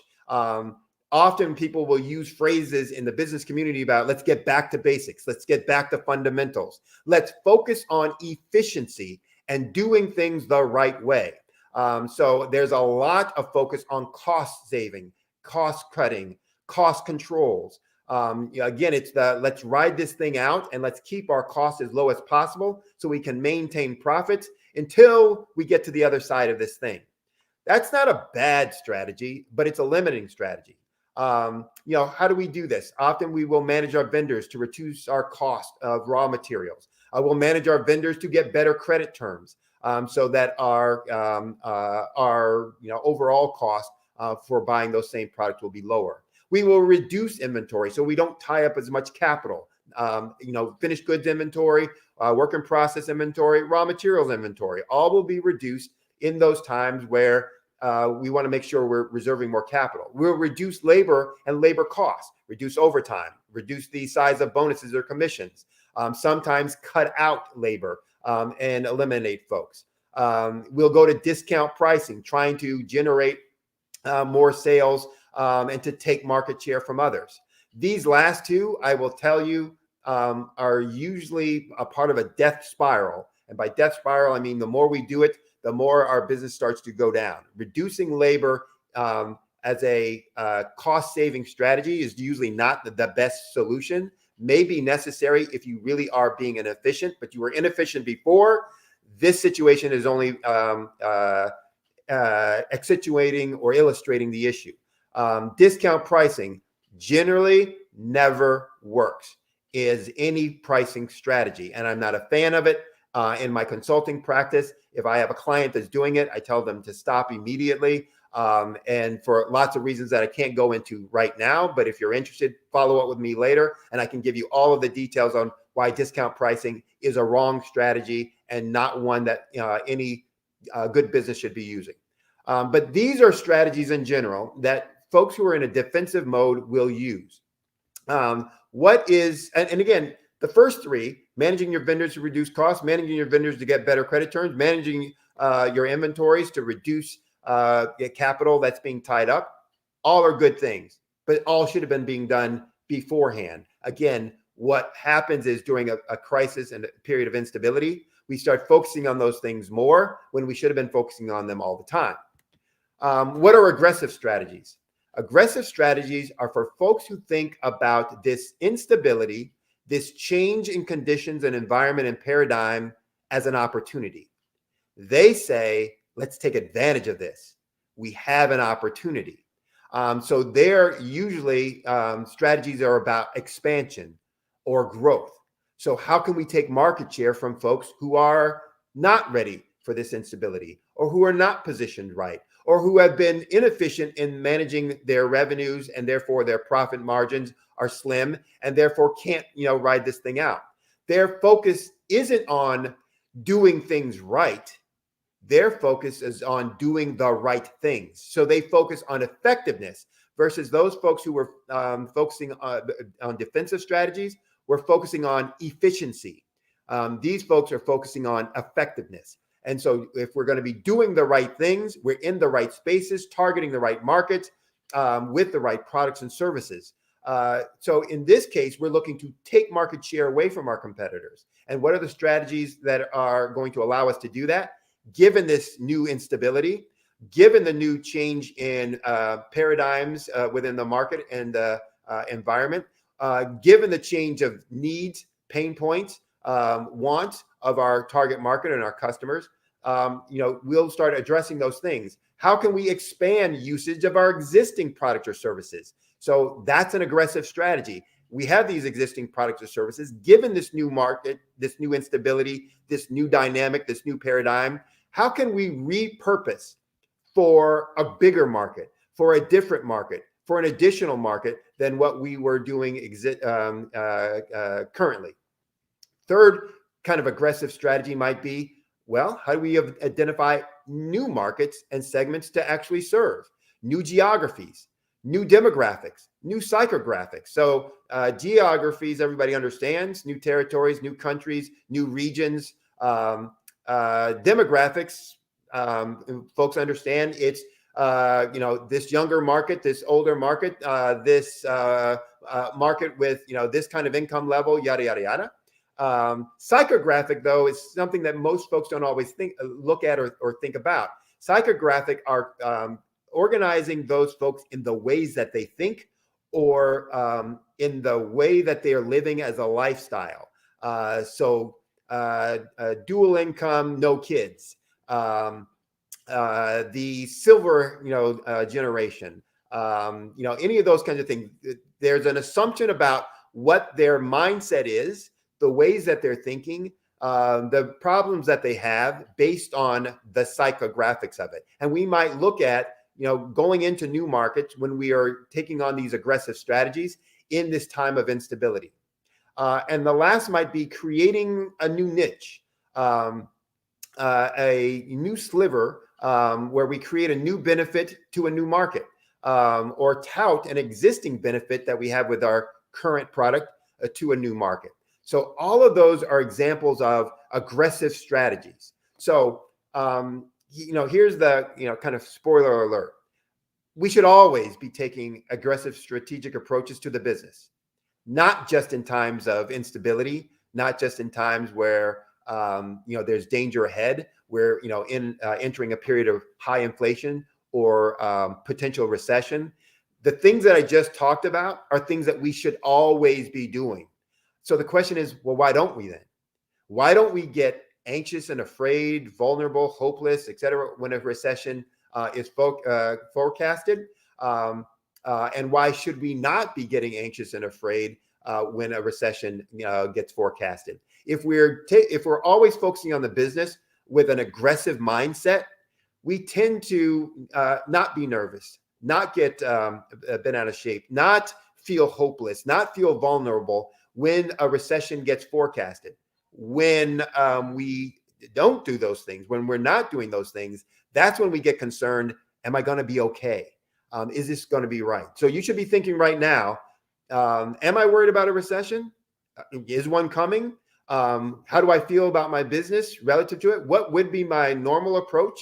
And what is it I'm thinking about with what these people are thinking right now, or what I'm hearing right now in terms of the process?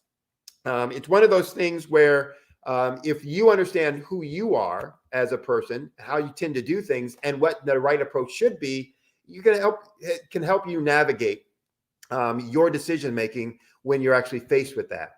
So why do we often not do the things that we should be doing in terms of always taking an aggressive approach?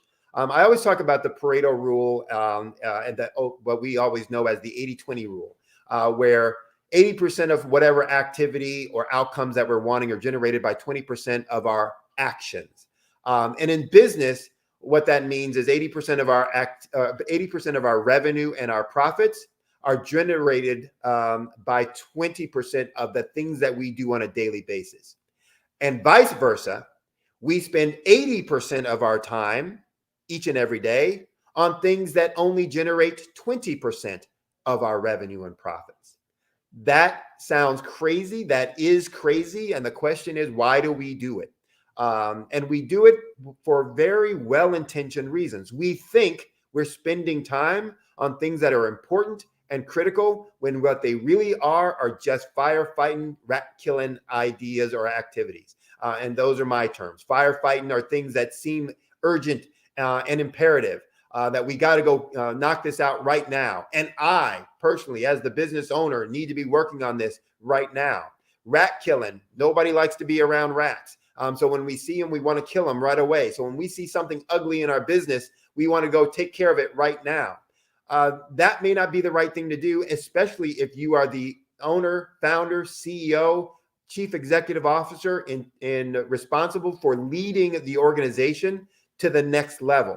You should be spending the majority of your time on things that are going to be growing the business. If you are a solopreneur, that means the majority of your time should be spent on growing the business. And with that 80-20 rule, that means 80% of your time, or 4 out of the 5 days of a week that you might be working, should be spent on things that are going to grow the business. You can spend 20% of your time, or 1 day a week, spending on those administrivia things that are maybe necessary but aren't going to lead to growth.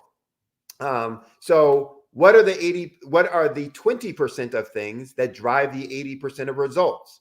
For the business, that drive revenues, that drive profits. Well, it's 5 things, and it's in 5 areas.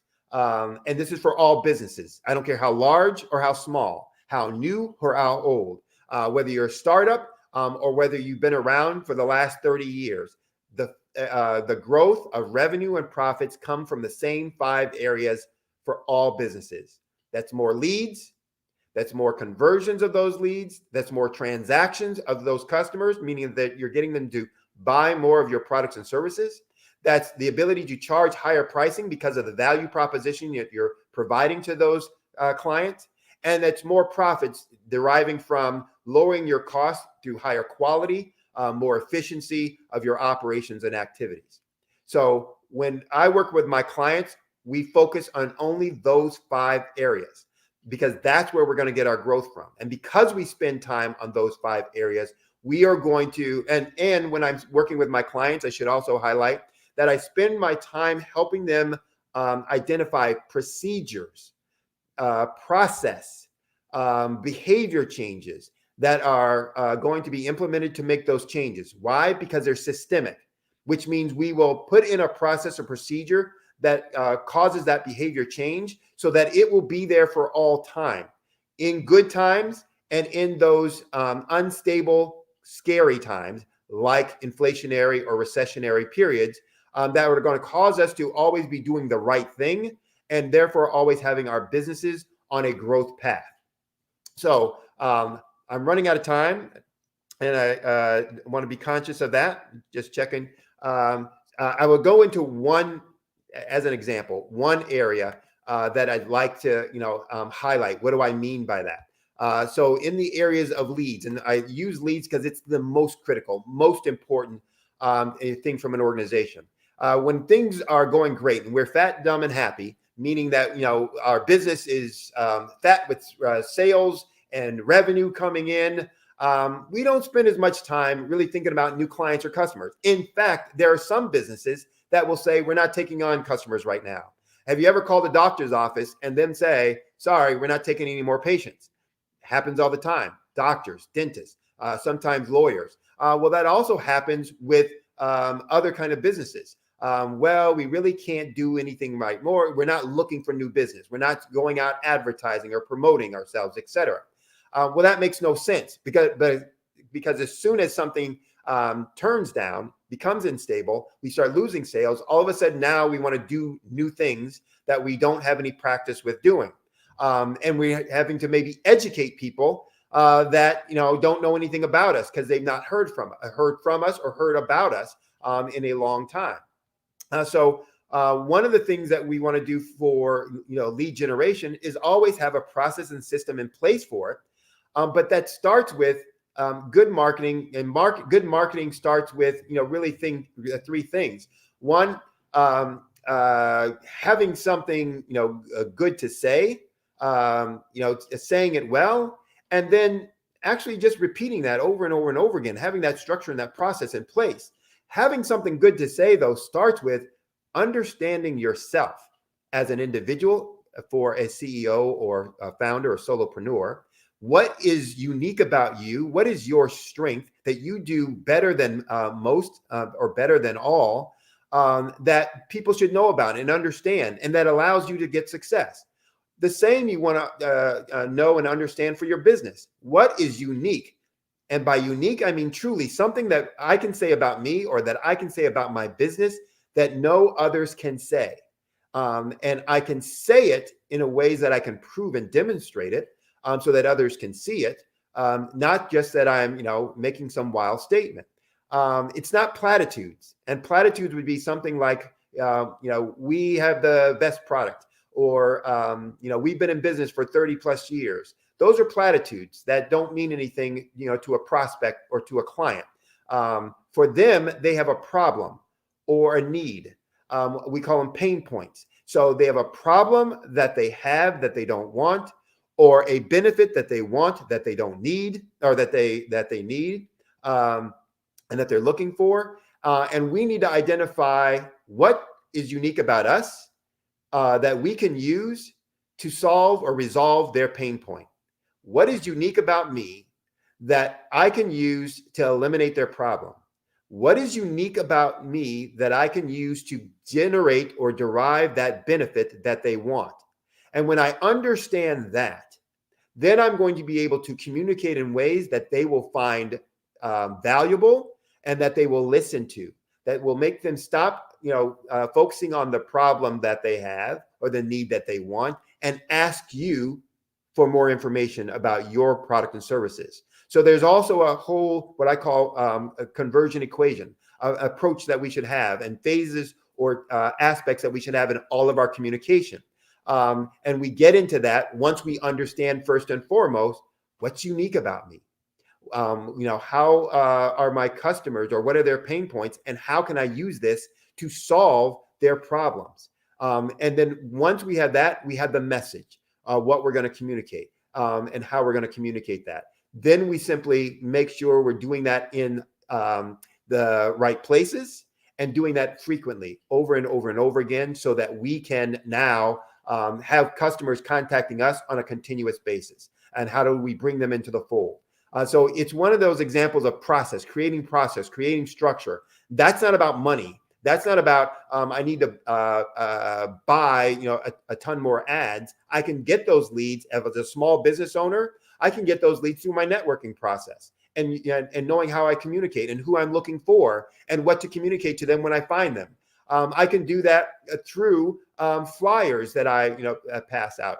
I can do that through my blogging that I do, and what topics I decide I'm going to write about, because I know that they are pain points for my target market, and therefore that they will pay attention to what it is I'm having to say and start looking to me as a trusted resource, and therefore start calling on me when they are looking for products or services that they feel I will be able to provide them.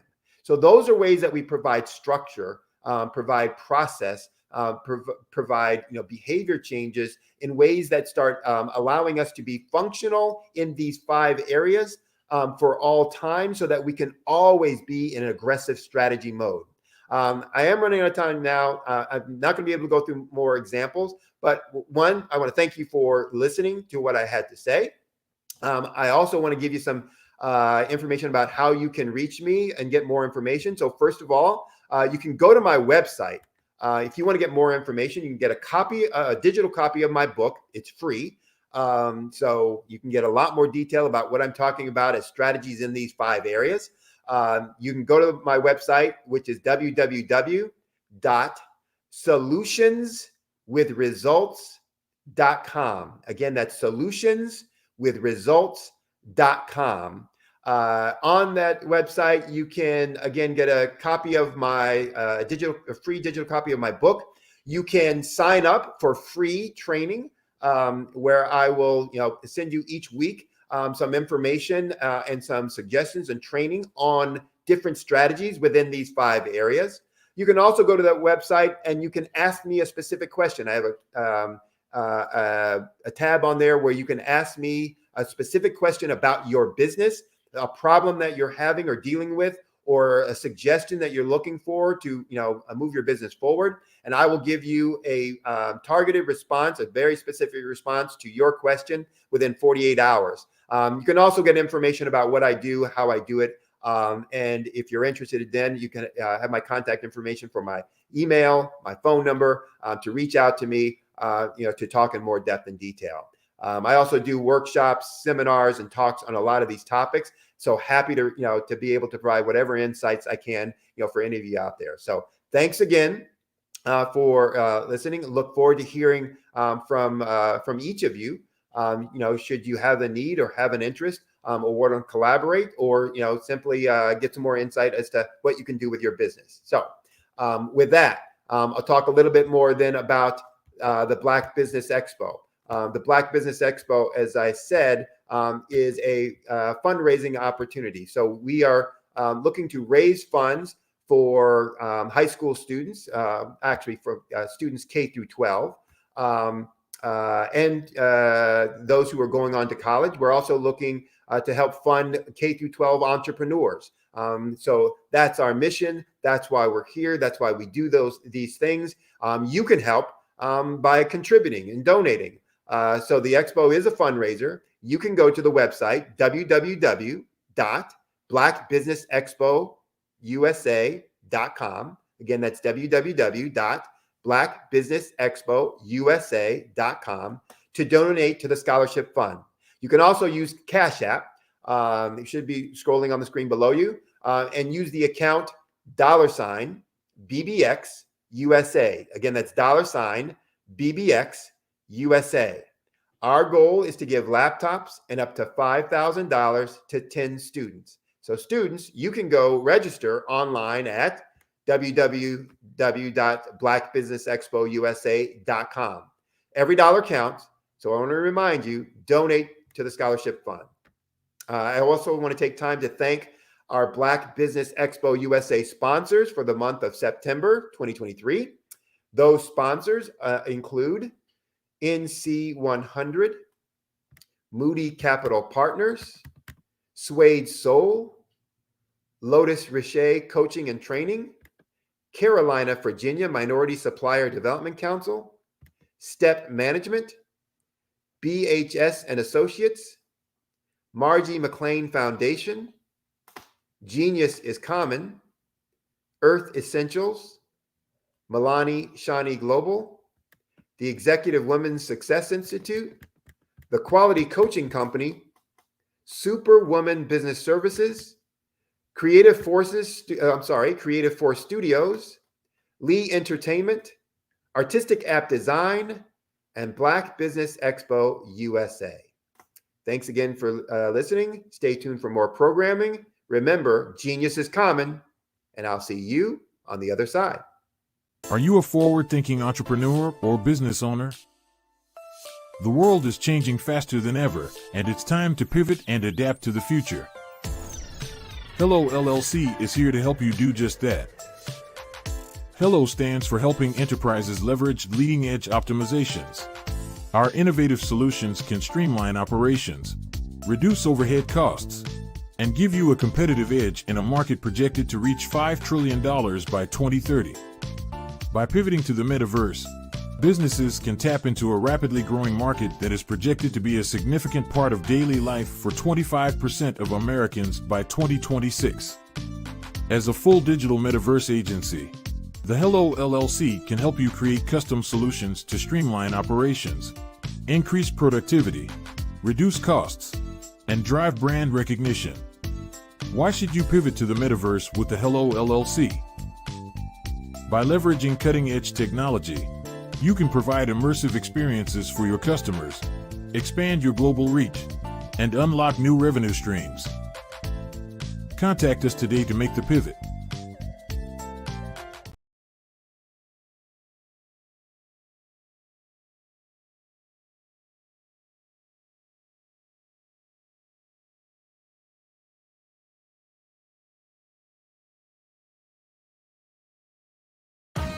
Are you an innovative entrepreneur or business owner ready to embrace the future of business transformation? The world is evolving at an unprecedented pace. and it's crucial to adapt and pivot towards success in this dynamic landscape. At the Hello LLC, we are dedicated to guiding you through this transformative journey, offering a comprehensive suite of services that extend beyond the metaverse and 3D immersive experiences. Our mission is to empower businesses and brands by assisting them in building, branding, systemizing, and automating their operations. We specialize in steering businesses from a two-dimensional existence to a thriving three-dimensional presence, where opportunities abound. We help businesses harness the power of technology to work smarter, not harder, enabling them to operate efficiently and stay ahead of the curve. Our diverse range of services includes: Our Biz in a Box is a complete business solution package designed to jumpstart your entrepreneurial journey. From strategic planning to digital infrastructure, we've got you covered. Your one app, one tap solution. Our Motion Work AI videos transform your brand storytelling with our cutting-edge AI-driven video production, captivating your audience like never before. Our 3D VR environments will step you into the future of immersive experiences. With our custom 3D virtual reality environments that engage and captivate your customers. Lastly, in our Pivot membership program, we offer tailored guidance and support to either show you, teach you, or take care of the transformation process for you. According to a 2023 study by Fundera, a staggering 28% of small businesses in the United States do not have an online presence. This statistic underscores the importance of embracing digital transformation. Having a website is more than just an online presence, it's a gateway to unlocking numerous benefits, including reaching a broader audience, showcasing your products or services, generating leads and sales, establishing trust, providing customer support, and maintaining competitiveness within your industry.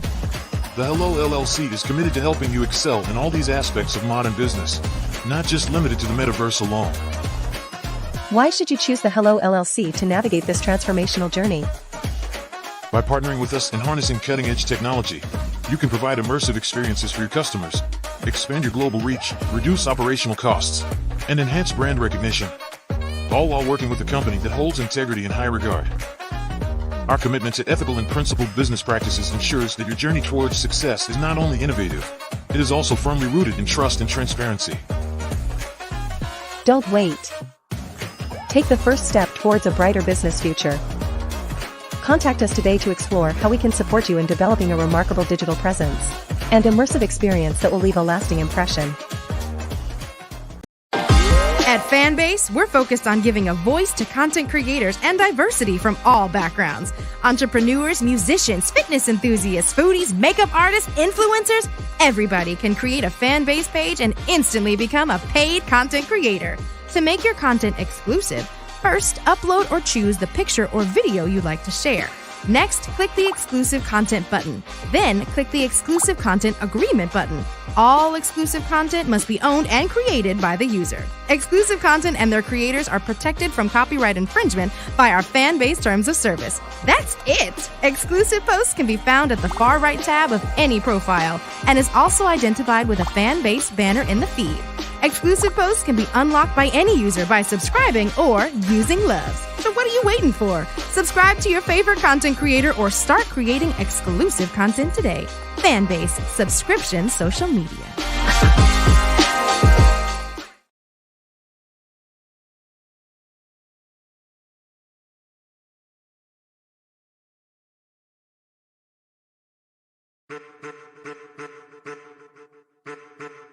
I am a child of the Most High God. He has gifted me in ways that I could not even imagine and didn't know.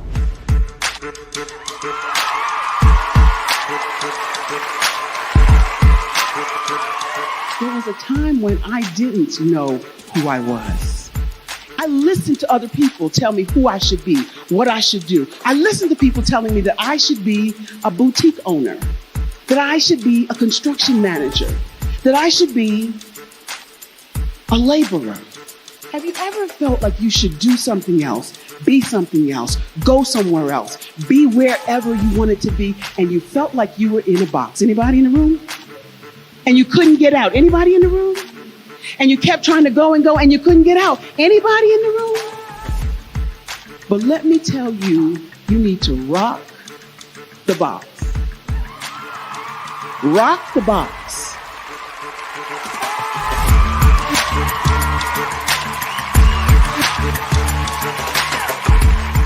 I am engaging inspiring, and empowering.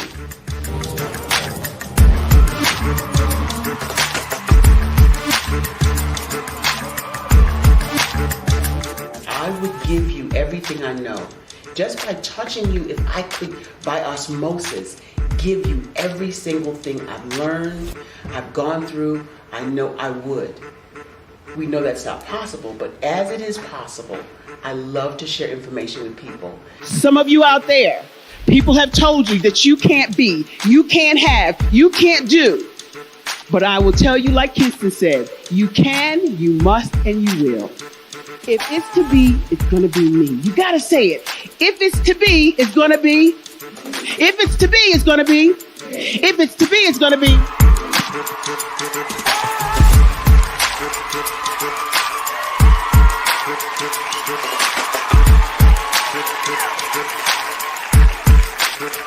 Barbara is because she believed what her mama said about her and not what other people told her. Every day you wake up, when you're in a situation, it's your choice whether it's an advantage or the disadvantage. She gained her confidence and her life, and now she is a testimony. If I can help you elevate yourself, then I feel like I'm elevating my own self as well. What you know and I know together can change the world.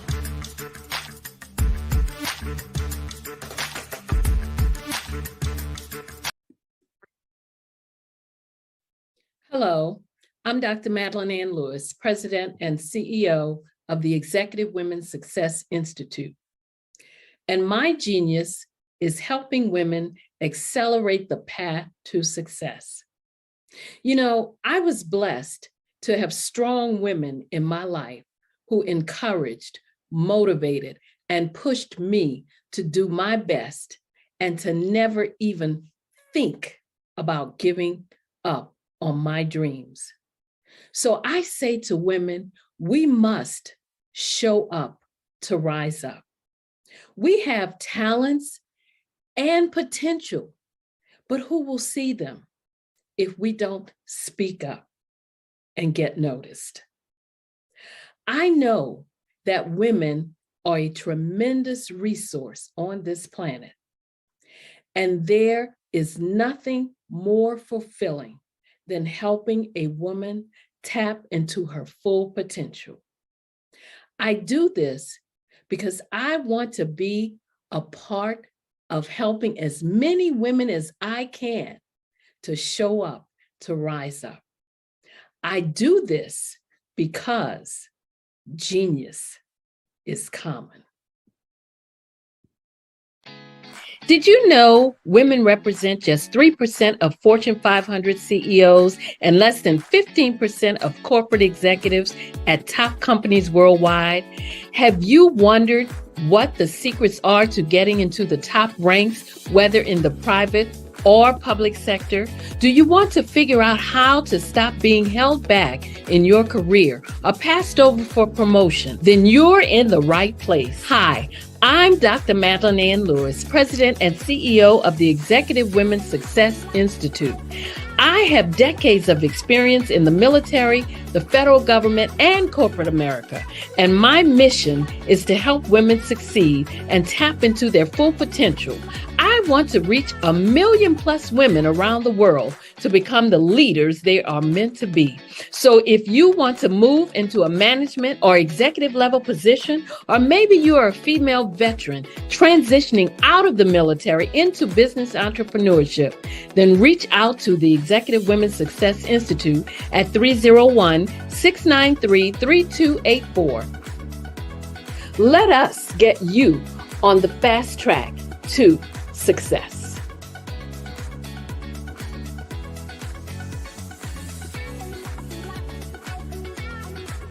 I'm Ramon Ray, founder of Smart Hustle Magazine and smallbiztechnology.com.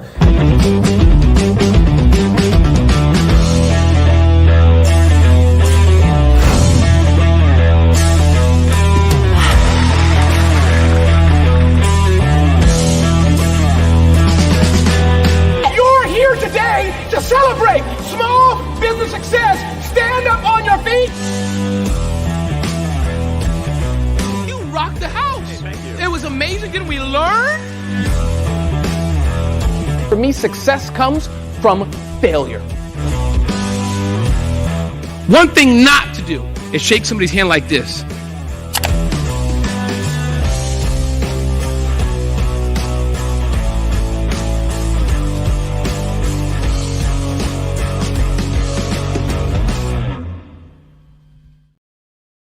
Phenomenal Tanya T. Wise, who is here from the great state of Maryland. Tanya, welcome and thank you for being with us today. Can you indulge our audience a little bit and tell them just a little bit more about who you are and what it is that you do? Well, I love being able to talk to people and have a magnetic attitude, being able to just show them. So I always like to say, level up is Coach at Tanya T. Wise here. So can you tell our audience, just give them a teaser about what your presentation will be about? So my philosophy is that we should all be living our dream life. So tomorrow I'm going to talk about how you start living your dream life. What are some of the things that you thought about in your childhood that you just kind of let go and dormant? Wow. And I want to reignite that and just give you some pointers and some tips, some tools, some strategies to be able to start living your best life now. And guess what, Rhonda? And leave an inheritance for your legacy. Oh my goodness. Okay, I know that's resonating with a lot of people. I've heard that you have a dynamic coaching program. Can you tell us a little bit more about that? Absolutely. So our coaching program help people that have the lack of time, that lack strategies, and lack the confidence to go after their dream life. So we help them implement tools, we help them implement strategies, as well as give them resources so that they can live their best life now and leave that inheritance. Wow. Oh, I love that. I love the leave the inheritance part. Listen, you are dropping some major nuggets, and I know a lot of what you're saying is resonating with a lot of people, but I think we're all curious. How did you even make this transition into the speaking and coaching arena? What's the story behind this? So I started out in finance, and I realized that a lot of people don't necessarily go after their dream life because of the lack of finances or the education behind finances. But it wasn't until I lost my firstborn, my only son, that life changed for me. And where I was going after it all, living the corporate life, hit my 6-figure income and living in my dream house with my dream man, driving my dream car. I nearly lost it all when I lost my son. And so I realized it only takes one financial catastrophe that can change your entire life. That's what made me start All New Beginnings. Because no matter what's going on in life, there's a new beginning. And because of that, we develop a program called Wise Minded. My little slogan is, don't just dream it, let's live it. If they want to connect with you or work with you, what is the best ways for them to be able to do that? Well, for my social media guru, you can connect with me on every single social media platform as Tanya T. Wise.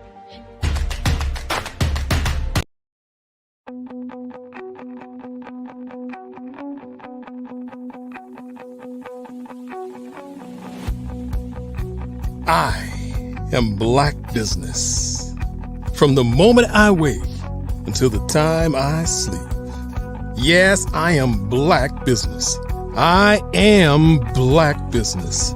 Tell me, are you Black Business? I am Black Business. Do you support Black businesses? Listen, I support Black business because I am Black Business. Black Business Expo, one of the largest business showcases in the history of Black business in the world. The world! Sign up today at www.blackbusinessexpousa.com or call 919-308-9090. I am Black Business.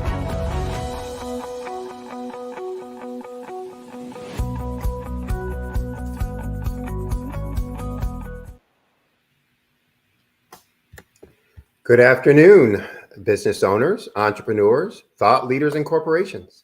Welcome to the Black Business Network. My name is Sidney Wormsby, and I'm your business moderator for this afternoon on the Black Business Network. The Black Business Network is a 24-hour business network showcasing Black businesses, business owners, entrepreneurs, and thought leaders worldwide. We have speakers from North Carolina, London, Singapore, Africa, Japan, and cities all over the United States. The Black Business Network is a global community sharing its business knowledge to empower, inspire, and educate businesses about business. Our next speaker is Ms. Marilyn Clark with the title of Distinguished Toastmaster. She's also a John Maxwell certified speaker, trainer, coach, and DISC behavioral analysis consultant. Ms. Merlin is the founder and CEO of Mac Leadership Solutions, LLC, and she's also a published author and entrepreneur specializing in personal and professional growth. Ms. Merlin has more than 30 years of business experience, including personal and professional development, leadership development, business and life coaching, entrepreneurship, and real estate investment. Her mission, simple as this, to help others grow personally and professionally. Her core values are integrity, impact, valuing others, gratitude, and community service. And as I mentioned, she's a published author of 2 books, Letting It Go and Flourish. I present to you the one and only Miss Merlin Clark. Hello, Sydney. How are you today? Good. I was trying to get that one and only in there to kind of so I apologize in that. The one, the only, the phenomenal. Thank you for that fantastic. Rumble. Thank you for that fantastic introduction. Thank you. Well, thank you for being here. I know you've got some great things to talk to folks about, and I don't want to get in the way of that. So I'm going to step out. As we say, genius is common. I'll see you on the other side. Thank you. Thank you so much. Hello, everyone. Good afternoon. And I am super excited to be here today, and even more excited to speak about Black businesses and how we should lead across different generations, specifically our Gen X and Gen Z employees. Now, there are many successful Black businesses out there, many of which were launched during the pandemic. And as a leadership coach, I am even more excited to speak about leadership. Now, leadership is important for businesses to be successful. Before you can lead others, you must practice self-leadership. How many of you agree that leading yourself is more challenging than leading others? Because for me, that is a challenge, but I'm learning to overcome that.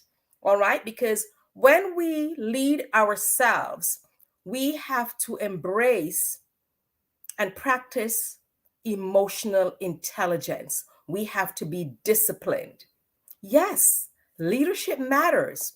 In fact, the tagline for my business is, "We are moral authority." What is moral authority? I'm glad you asked. You see, moral authority leadership is the highest level of authority, and it is based on recognizing who the leader is, more so than his title or his position. I find that too many people get caught up in positions and titles, and they think that's what leadership is about. In fact, positional leadership is the lowest level of authority.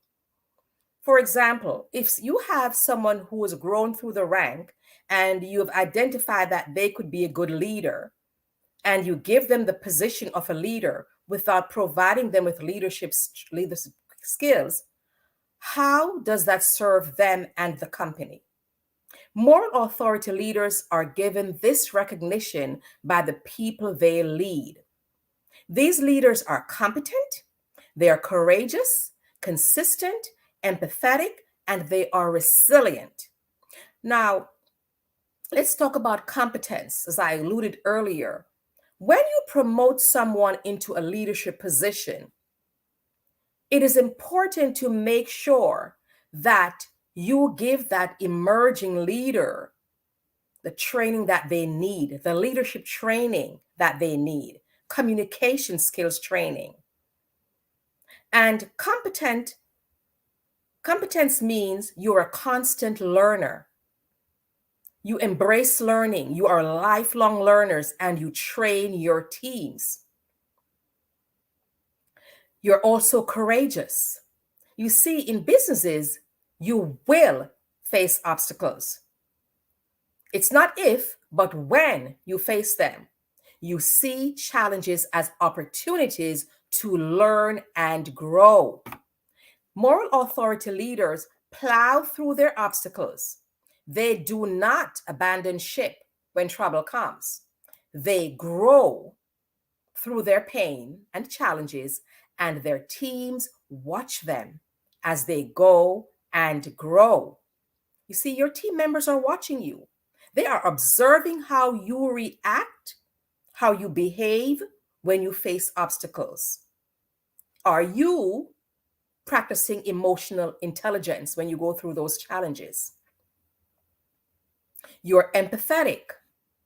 When your team members make mistakes, you hold them accountable, but you teach them to learn from their mistakes. You provide an avenue, provide them feedback so that they can learn from their mistakes, because sometimes you win and sometimes you learn.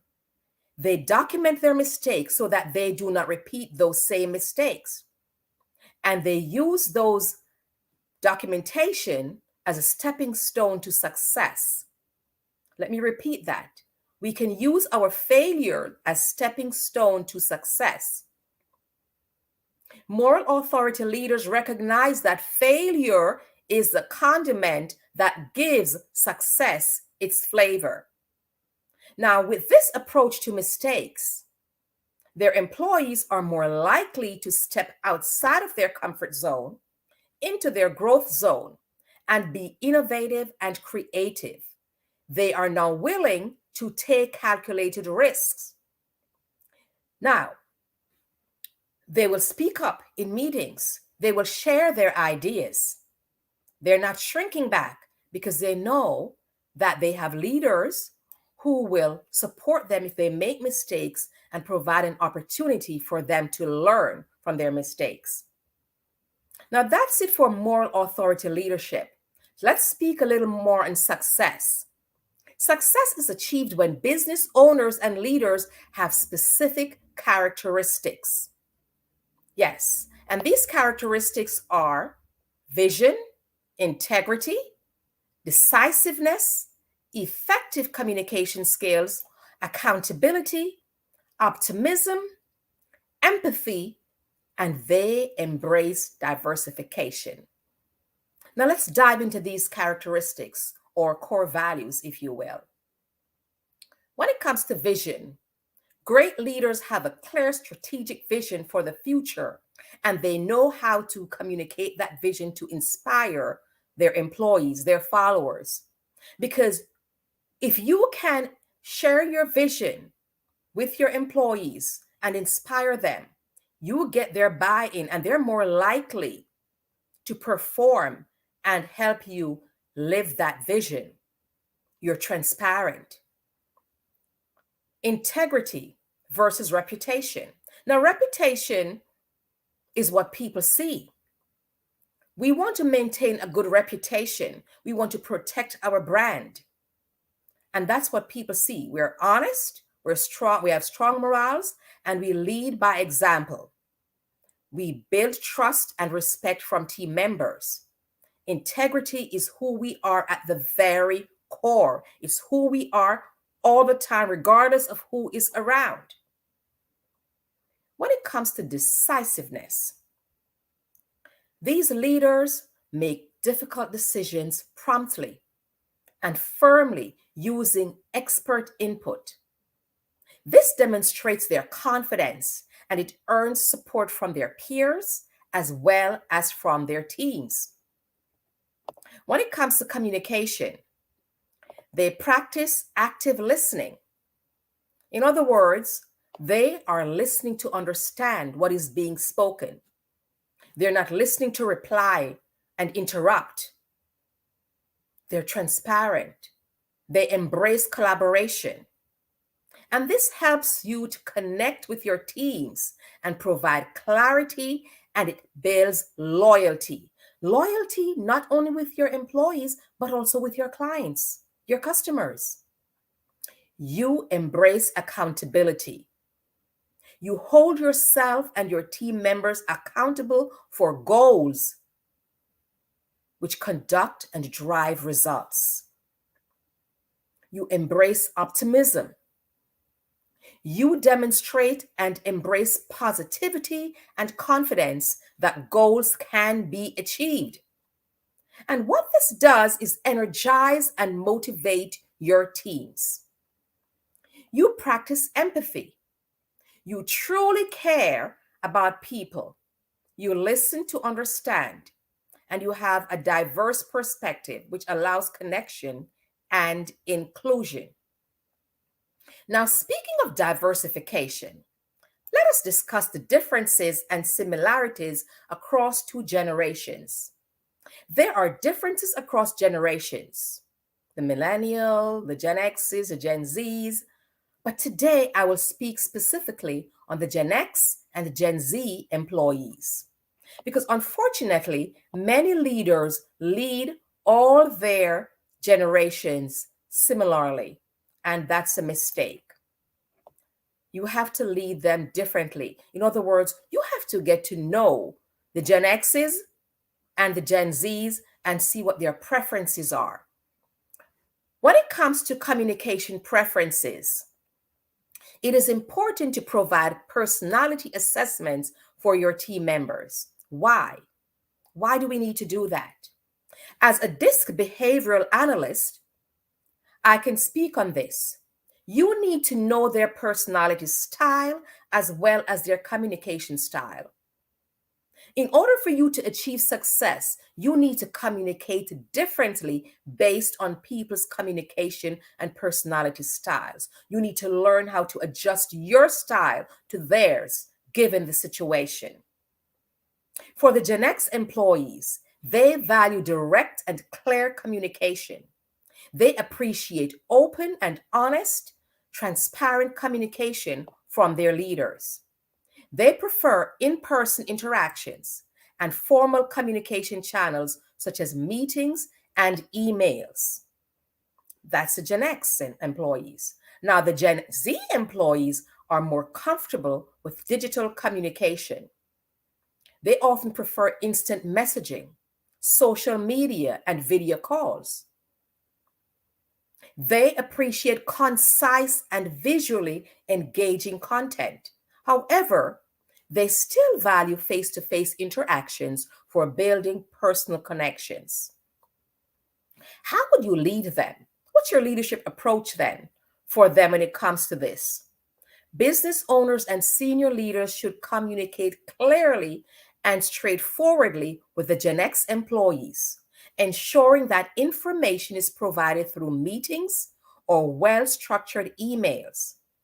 But for the Gen Z employees, leaders should incorporate digital communication tools and platforms while also recognizing the value of occasional in-person interactions for the purpose of establishing rapport. Now, when it comes to work-life balance, Gen X employees, for them, it's important. Work-life balance is important for them. They value flexibility and autonomy in their work schedules. They often seek stability and security in their careers, and they aim to balance their professional and their personal lives. However, when it comes to work-life balance for our Gen Z employees, they place a strong emphasis on work-life integration. They are comfortable with technology, blurring the lines between work and personal life. Gen Z employees seek meaningful and flexible work arrangements, and they value opportunities to learn and grow. More than that, more than the Gen X employees, the Gen Z workers highly value work-life balance and prioritize it in their careers. Having grown up watching millennials hustle in jobs with poor work-life integration, the Gen Z employees prefer greater equilibrium. And surveys show flexibility is one of the most desirable work attributes for Gen Z employees. They want the ability to have fluid schedules between remote and office work so that they can effectively manage their personal lives. Now, with digital connectivity, the Gen Z employees see no reason why they can't productively work from anywhere at non-traditional times. If it's up to them, they will have a laptop sitting on the beach and working, up in the mountains, wherever they prefer, as long as they have that digital connectivity. They also desire roles that engage their passions and provide meaning. They are unwilling to sacrifice their values, their relationships, or their well-being for work, and they seek employment that aligns with their lifestyles and their interests. So rather than deriving their entire identity from work, Gen Z employees consider their jobs as just another aspect of a rich, multidimensional life. They spearhead a cultural shift away from constant hustle. So, having said that, organizations that provide Gen Z's flexibility, purposeful work, and reasonable workloads will have high engagement levels with these employees. It promotes true work-life integration with Gen Z, and it delivers returns in innovation, loyalty, and productivity. Now, when it comes to leading them, and we talk about feedback and recognition, for the Gen X employees, they value recognition for their experience, expertise, and contributions. They appreciate constructive feedback and opportunities for growth. So for them, regular feedback helps them understand their progress and areas for improvement. However, for the Gen Z employees, they seek frequent feedback and recognition for their efforts. They appreciate both positive reinforcement and they embrace constructive criticism because they are motivated by opportunities to learn and advance quickly in their roles. So they don't mind constructive criticism. So your leadership approach for them should be to provide consistent feedback and recognition to the Gen X employees, acknowledging their experience and providing opportunities for professional development. But for the Gen Z, you should offer timely feedback, highlighting their achievements and provide a clear pathway for growth within the organization. Let's talk about leadership style. For Gen X employees, they respond well to hands-on leadership that provide clear expectations and guidelines, and they appreciate leaders who are knowledgeable and experienced. They appreciate a collaborative leadership style. However, the Gen Z employees value inclusive and participatory leadership. They respond positively to leaders who are open to their ideas, and they encourage innovation and provide a sense of purpose for them. They want leaders who are accessible and approachable. So the leadership approach, you should exhibit a hands-on approach when working with Gen X and offer guidance and support while leveraging their experience. But for the Gen Z employees, you should encourage participatory leadership style that fosters creativity. Involve them in the decision-making process and communicate the greater purpose of their work. They want meaningful work. They want to know how their work contributes to the organization. So, in conclusion, we understand the unique characteristics and preferences of both Gen X and Gen Z. This can help business owners and senior leaders tailor your leadership approach effectively. And organizations can create environments that engage and motivate employees from their different generations by adapting communication styles, respecting work-life balance, provide meaningful feedback, and align leadership styles. Now, when it comes to technology usage, the Gen X adapt to technology, but they may struggle a little with the newer platforms. The Gen Z employees, on the other hand, are tech savvy and are known as the digital natives. I think every one of them was born with a laptop, who rely heavily on technology. The Gen Z employees rely heavily on technology. They are activists and they are passionate about social causes and justice, and they desire to make an impact. Gen Zs are more assertive and forthright. Having grown up with social media, they are very comfortable publicly expressing their views and advocating for change. See, I grew up in an era where I was told that children should be seen and not heard. Not that for the Gen Z, because they believe their voices deserve to be heard. The Gen X, on the other hand, are more skeptical of authority. They will directly question leadership decisions, but in a less confrontational manner than the Gen Zs. Gen Zs demand responsiveness from their leaders. If their desires are not addressed, Gen Z employees may escalate advocacy through protest or quitting, unlike older generations. They expect dialogue and compromise. While forceful in voicing their wants, though, they do value mutual understanding and reaching solutions together. Now, the Black Business Expo is about entrepreneurship and businesses, right? So let's talk about entrepreneurship when it comes to our Gen X and Gen Z. The Gen X generation, they're more motivated by independence and control over their careers, while the Gen Zs are more motivated by passion projects and creative self-expression. Let's talk about that some more. Gen X employees will carefully research and build business plans before launching. But the Gen Z are more likely to jump in with a minimum viable product to test the ideas.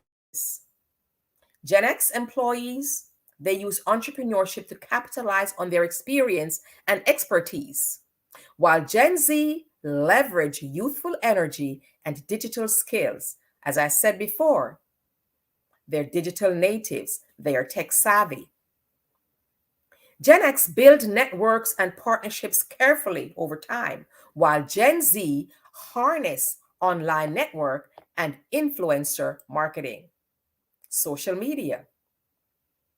Gen Z accept work-life integration. That is, their work and life blend together. They view failure as a learning opportunity and they are willing to pivot. To wrap this up, here are some key points. Leaders must embrace a moral authority level of leadership, which include competence, consistency, courage, and empathy. And organizations that provide Gen Zs the flexibility and purposeful work, reasonable workloads, they will have higher engagement levels with their employees. So it's important to promote true work-life integration for Gen Zs. This delivers returns in innovation. You get loyalty and it increases productivity. Now, when compared to other generations, Gen Zs tend to be more entrepreneurial. They're comfortable with change and they insist on alignment between work and personal values. They grew up with more economic caution and responded poorer to traditional hierarchical management styles. So when you offer Gen Z's work that matters, flexibility, and room for growth, you get more engagement, you get more out of them. Give them what they want. This quote from Z. Ziegler, if you give the people more of what they want, they will give you what you want. So in closing, you want to make sure you embrace accountability, provide room for growth and improvement, and flexibility when it comes to work-life balance for your teams. And that is how you gain success. Ladies and gentlemen, thank you.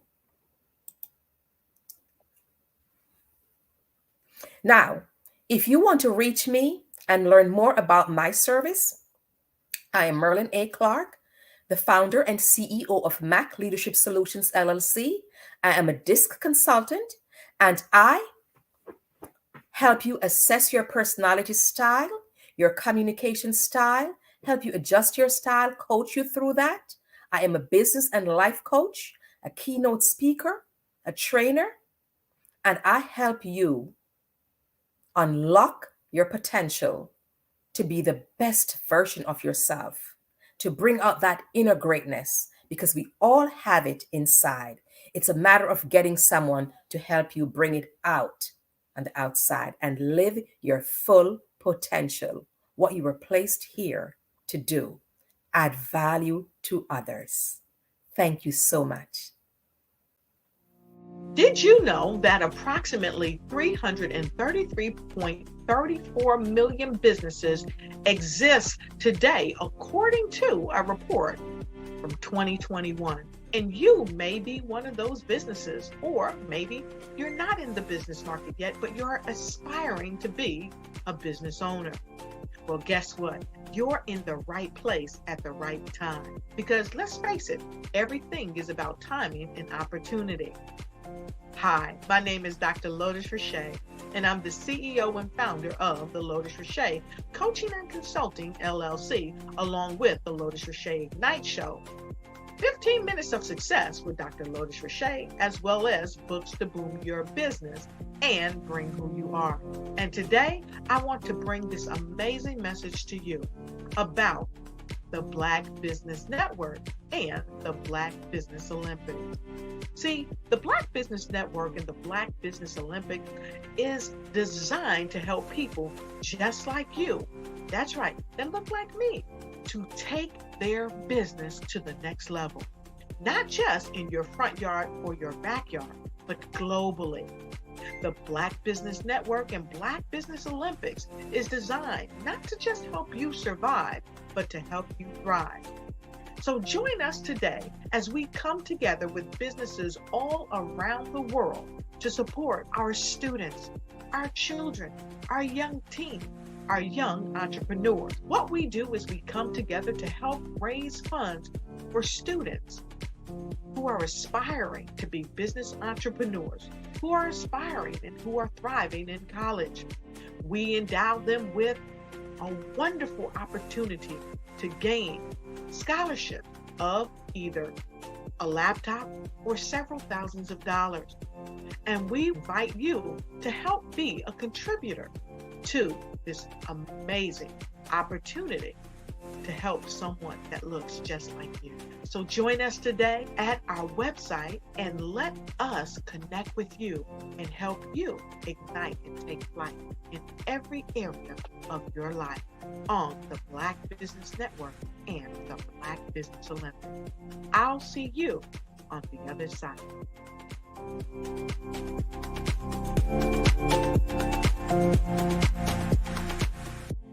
Artist to me is a creative expression of something from nothing. You know, it explodes onto the canvas, or it explodes on in my work. One of the things that I try to do more than anything is I try to just give the lines and the movements and emotions and expressions into what I do. Art really means to me a chance to express how I feel deep down inside. Most of my art begins as a thought that I might have, you know, whether it's sports, whether it's history, whether it's a woman or a man. It pretty much starts as an idea of thought before I get into the actual image of what I'm going to draw. I do a lot of historical pieces. I was a history minor in college, and I love to do history pieces. And a lot of times I'm thinking about history, and then I try to try to make that history impact you as you look at it. That's one of the reasons I do pictures so large. People ask me, why do I do pictures so big? And I tell them, I want the piece to impact them as they're looking at it, to kind of dominate them, to dominate their space. And most of my pieces I try to do off page. I don't try to do anything that's going to be in those four corners or in a square. And I want your imagination to be a part of the piece that you're looking at.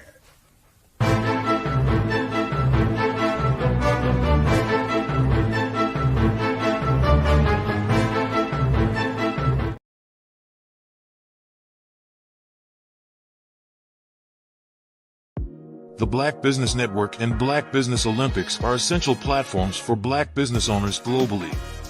They provide the tools and support you need to succeed in today's competitive marketplace. Join us today as we collaborate together with businesses from around the world to support our children, students, and young future entrepreneurs, Black businesses and corporations. We raise funds for students going to college and young entrepreneurs who are aspiring to be business owners, and we invite you to be a contributor today. Visit the website www.blackbusinessexpousa.com to connect with and learn more about how the Black Business Network and Black Business Olympics can help you not only share your amazing business story to businesses, but also serve future generations. Hello, my name is David Jones, CEO and co-founder of the Hello LLC, where we help businesses build a culture, brand and experience, and leverage technology to pivot into Web3. Join the Black Business Network streaming live into Roku, Metaverse, STEM City, Black Multiverse Enterprises, Hulu, YouTube, iHeartRadio, Apple, Facebook, LinkedIn, Spotify, Twitch, and Google Podcasts. Tune in, turn on, and let's thrive.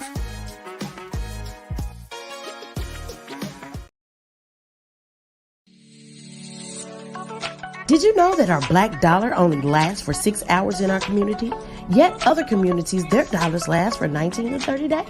The Black Wall Street Nation. Black Wall Street Nation. Yes, that's why we created the Black Wall Street Nation. Black Wall Street Nation is a centralized directory available to all black businesses across the world. It was created for businesses like you, the ones that want to start and the ones who have a dream that have already started, such as businesses like Drop in a Bucket Productions, Valito Foods, Sugar Tea Branding Firm, All the Dazzle, Bun Cakeaholic, Miss Riot, and you. We'll have marketing, seminars, and some funding coming soon just for you. So, we want you to come and join us at www.blackwallstreetnation.com. See you there.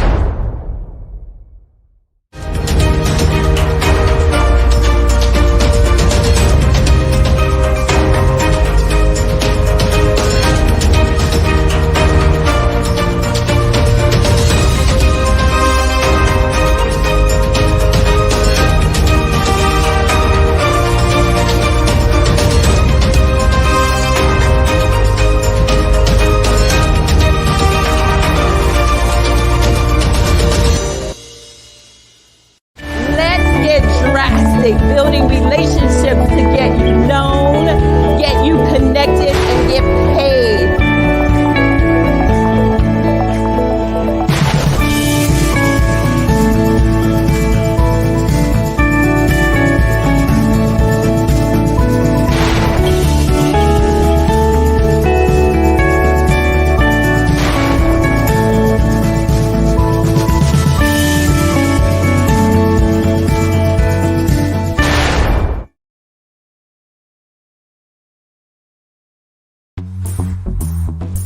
Attention all entrepreneurs and companies. Are you looking for reliable and efficient virtual assistants and back office support to help you manage your business tasks? Look no further than Superwoman Business Services.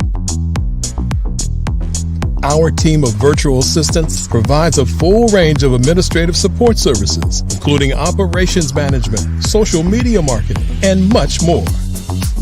We also offer website design services to help you create a professional online presence that reflects your unique brand. In addition to administrative support and website design, we offer business development and structuring services to help you grow your business and achieve your goals.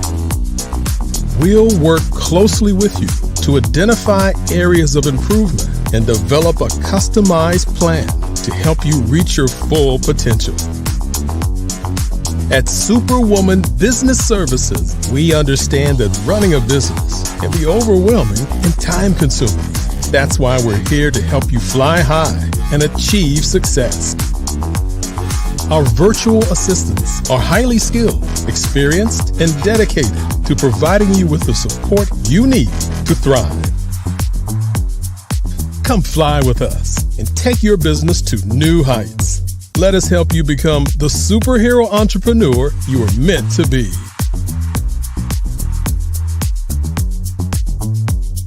Contact Superwoman Business Services today to learn more about our back office support services. Come fly with us and take your business to new heights.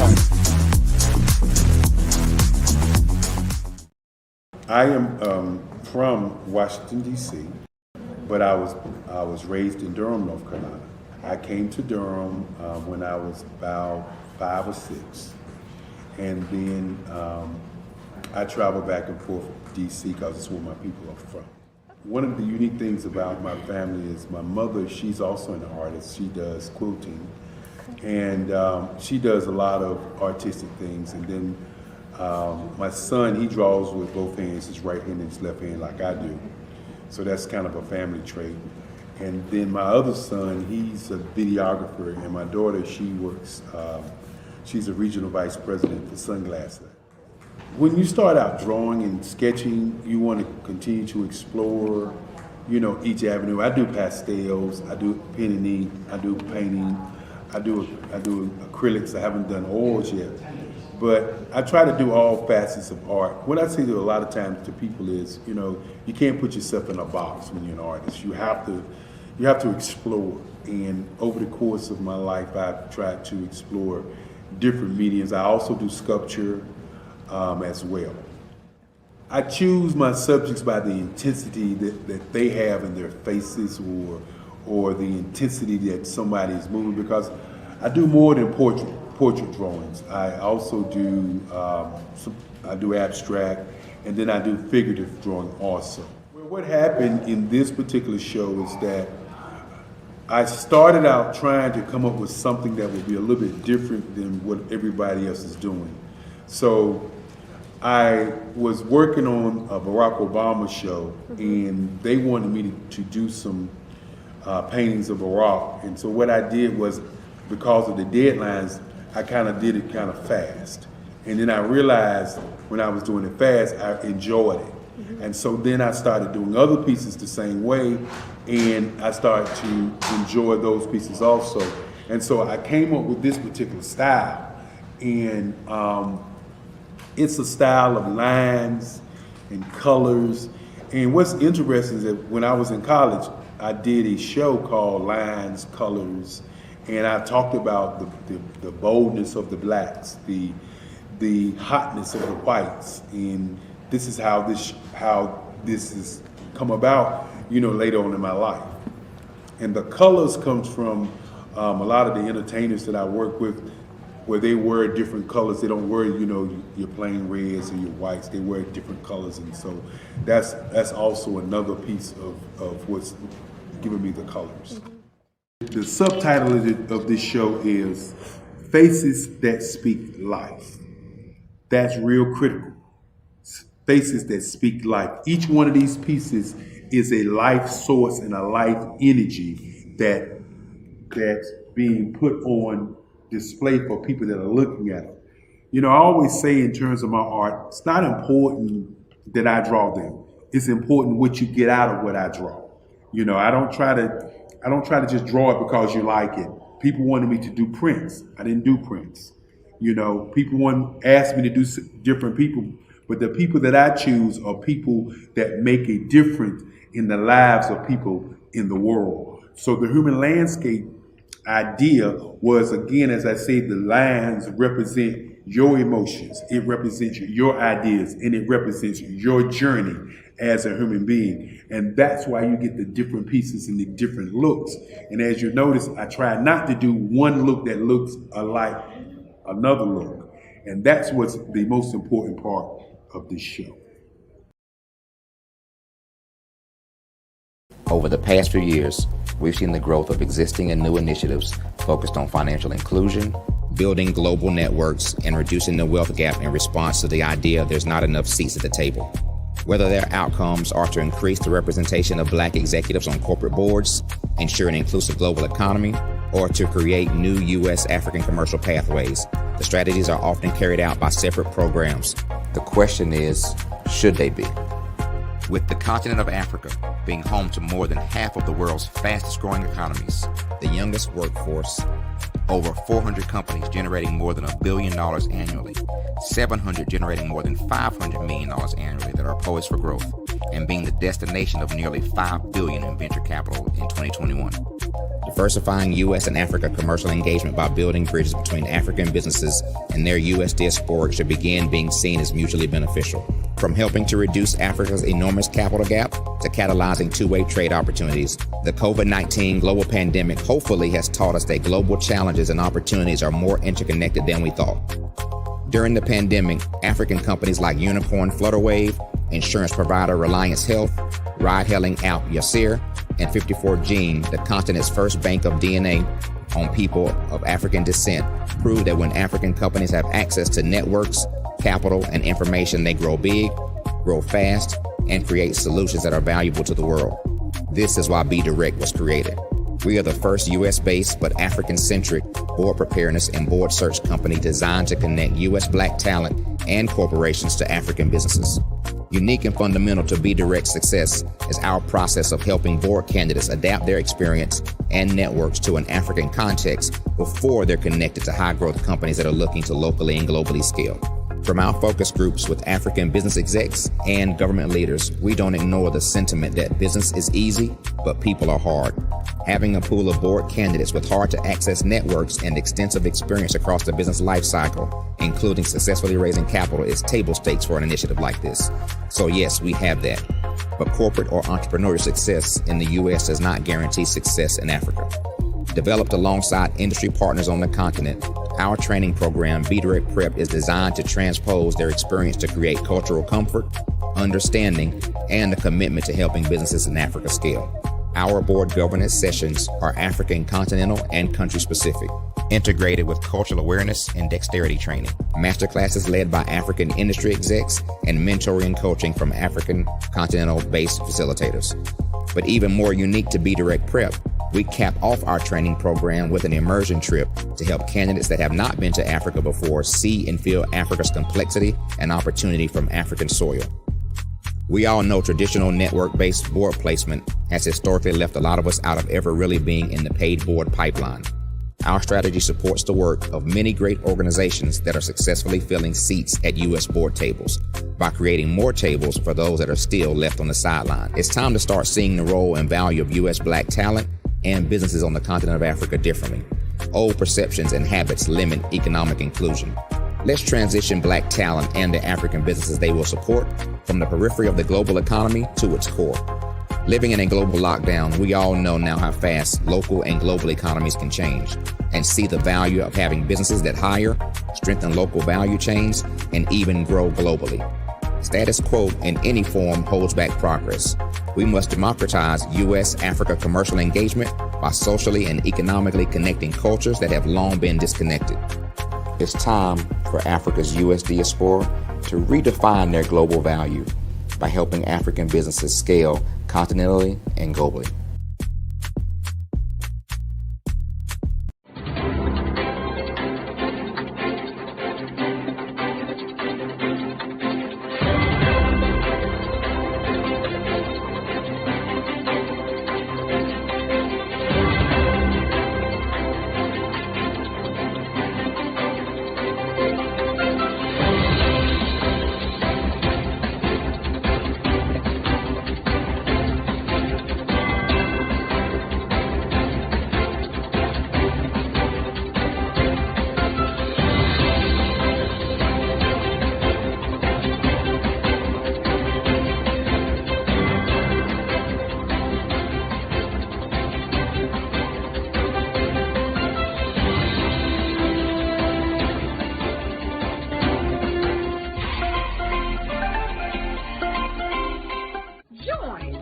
Dr. Eric Kelly III and a host of phenomenal speakers from all around the globe for this 7-day virtual event that you don't want to miss. The mission of the Black Business Expo is to raise scholarship money from kids all the way from high school all the way from college. The Black Business Olympics is one of the largest Black business showcases in the world. It is an opportunity for businesses and companies to showcase their businesses globally. We are going to be giving away laptops up to $5,000 away to students.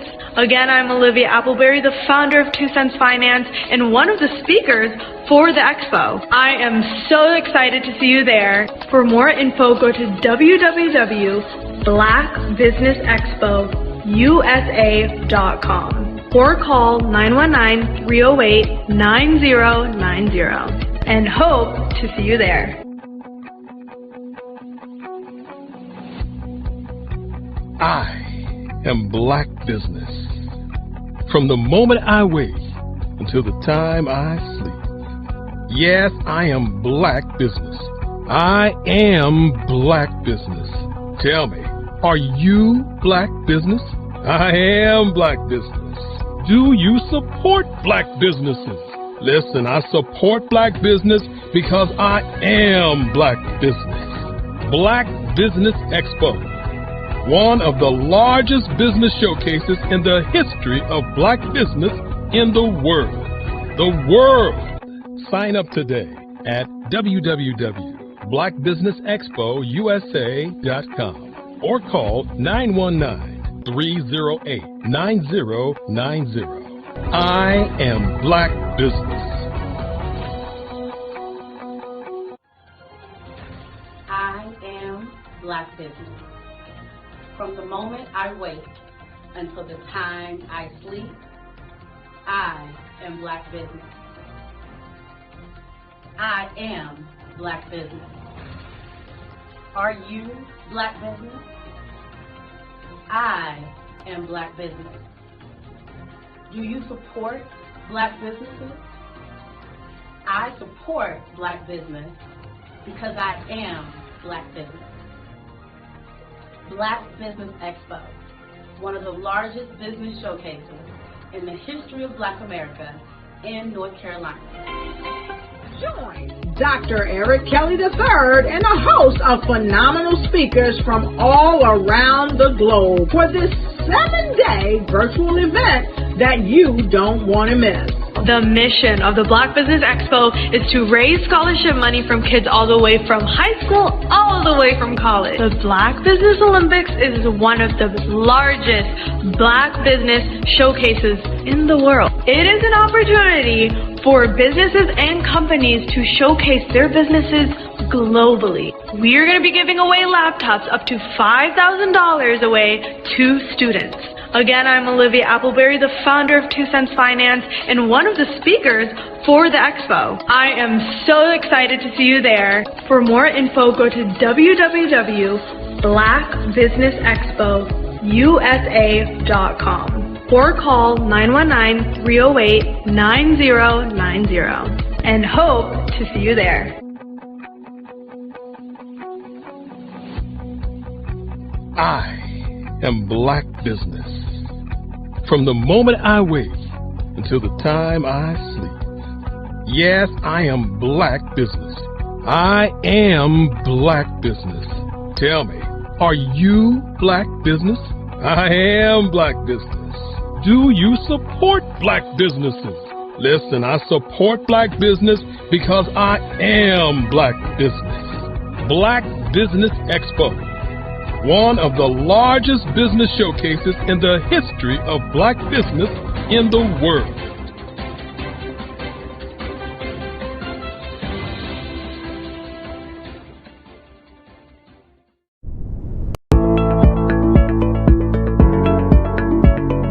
Prepare for what's coming and dominate in economic winter. Stand strong and thrive by showcasing your great products and services globally through the Black Business Network and Black Business Olympics. The Black Business Network has showcased over 2,000 companies with over $7 billion in sales each year. Over 10 million attendees have viewed the rebroadcast each month. Through the Black Business Olympics, unique styles of business training and mentoring are turning students into business owners and entrepreneurial warriors who will dominate in any economy. Gain the ultimate advantage of the Black Business Olympics, 7 days of unbelievable topics and speakers speaking around the globe. Donate your time and experience to provide expertise and scholarships to students worldwide and change the world. Now, more than ever, new insights, tools, strategies, and capabilities are needed. This is your chance for a major presentation to the world. Fill out the form and join the more than 2,000 speakers who have presented to over 200 countries. Join the Black Business Network streaming live into the Metaverse, STEM City, Black Multiverse Enterprises, Hulu, Amazon, YouTube, iHeartRadio, Apple, Facebook, LinkedIn, Pod TV, IBM TV, Spotify, and Google Podcasts. Sign up today. Spaces are limited, and we will see you there.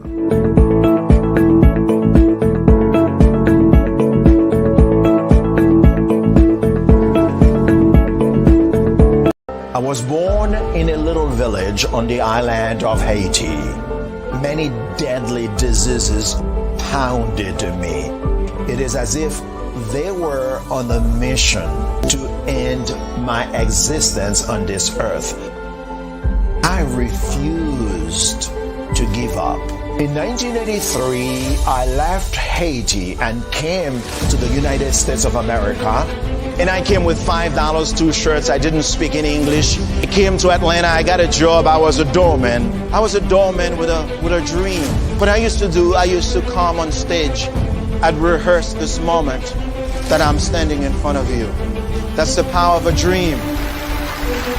Maybe today is the day you begin acting as if you already have it. And then step out with full force. Take a risk. No condition is permanent.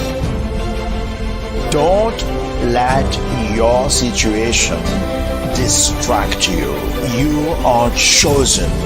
You are called. You are born for a purpose in this life. Did you know women represent just 3% of Fortune 500 CEOs and less than 15% of corporate executives at top companies worldwide? Have you wondered what the secrets are to getting into the top ranks, whether in the private or public sector?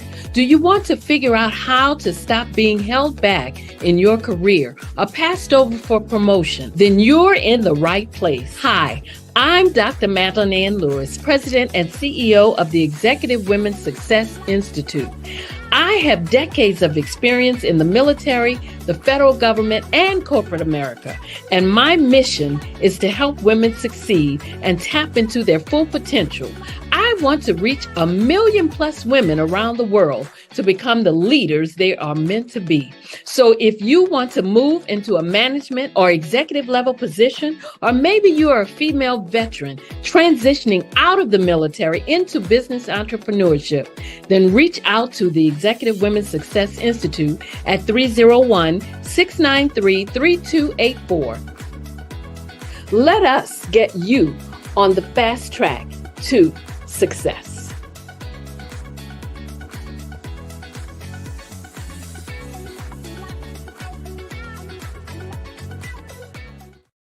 I'm Ramon Ray, founder of Smart Hustle Magazine and smallbiztechnology.com.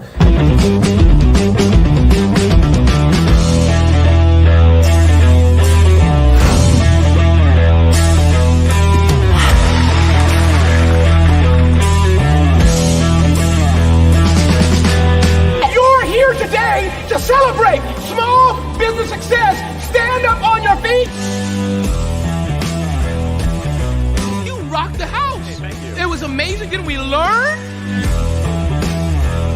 For me, success comes from failure. One thing not to do is shake somebody's hand like this.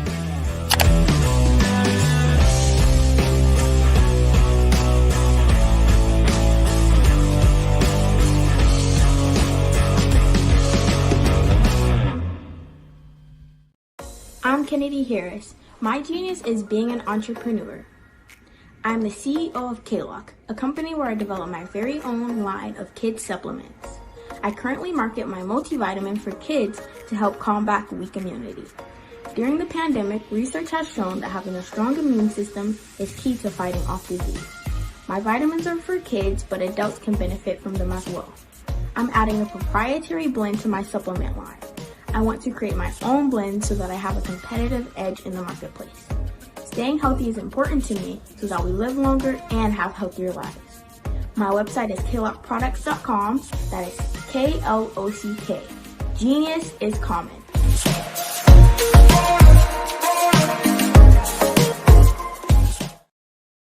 Hello, I am Dr. Eric Kelly III, the visionary strategist and founder of the Black Business Olympics.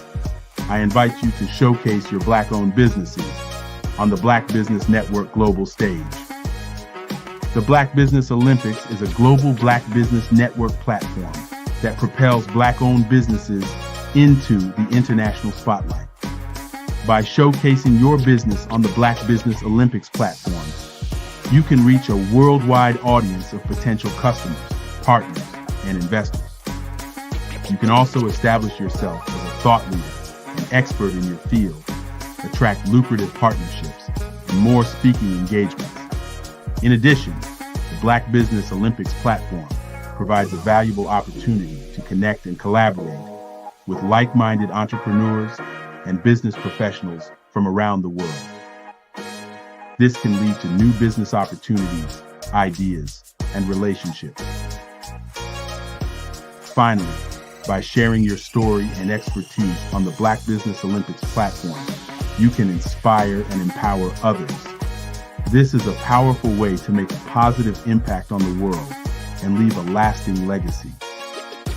If you are a Black-owned business owner, I encourage you to seize the opportunity to showcase your business on the Black Business Olympics platform. It is a once-in-a-lifetime opportunity to make an indelible mark on the world. Be one of the 1,000 visionary entrepreneurs who are changing students' lives, shaping industries, and leaving an unforgettable legacy for their families. Unleash your voice on our global stage and watch your business thrive. Black Business Olympics is one of the largest Black business showcases in the history of Black business in the world. Yes, the entire world. Just give me a call today at 919-308-9090.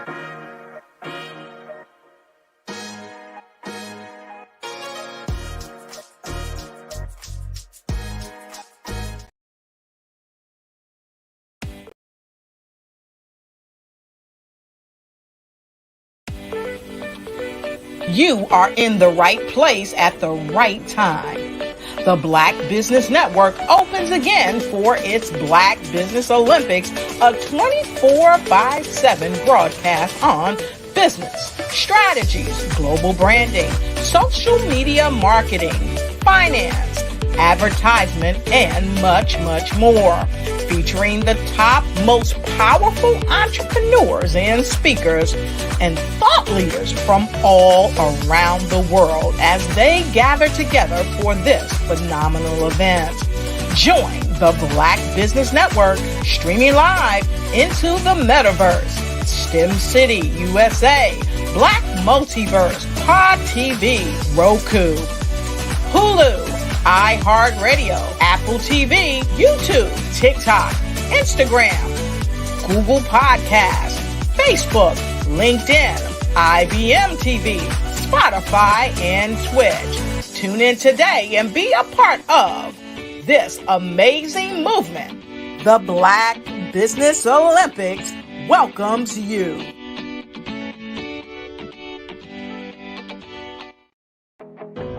I am Black Business. From the moment I wake until the time I sleep. I am Black Business. I am Black Business. Are you Black Business? I am Black Business. Do you support Black businesses? I support Black business because I am Black Business. Black Business Expo, one of the largest business showcases in the history of Black business in the world. Sign up today at www.blackbusinessexpousa.com or call 919-308-9090. I am Black Business. Good afternoon, business owners, entrepreneurs, thought leaders, and corporations. Welcome to the Black Business Network. My name is Sidney Wormsby, owner and operator of Strategic Solutions and Huertas Edecus, a business growth and improvement consulting practice. I'm your business moderator for this afternoon on the Black Business Network. The Black Business Network is a 24-hour business network showcasing Black businesses, business owners, entrepreneurs, and thought leaders worldwide. We have speakers from North Carolina, London, Singapore, Africa, Japan, and cities all over the United States. The Black Business Network is a global community sharing its business knowledge to empower, inspire, and educate businesses about business. Our next speaker is coming to us from the music and entertainment industry, Mr. Typhoon Williams. He's a young but very intellectually mature whirlwind of a talent, well known for his dexterous and ingenious abilities in musical creativity. Growing up in Japan, his upbringing adds a keen sense of Japan's core values of honor, respect, and loyalty to his persona. Also, his unwavering compassion towards the universe, especially in realms of quantum mechanics, gives his music a relaxed and imaginative feel. From his clever punchlines to catchy hooks, Typhoon's unique upbringing adds a sense of je ne sais quoi to modern music. Please help me present Mr. Typhoon Williams. Hi there. Hi, good afternoon. How are you doing? I'm doing well, sir. It is an honor and a pleasure to be on this beautiful network that we call business. Glad to have you here, and glad you could take some time out and share your thoughts and knowledge with us. So first of all, tell folks a little bit about the genre of music that you are primarily work in, operate in, create in. Okay. Well, basically, with the name Typhoon, as you can tell, it's a Pacific storm, but in the center of it is very calm, like in a hurricane or a tornado or something.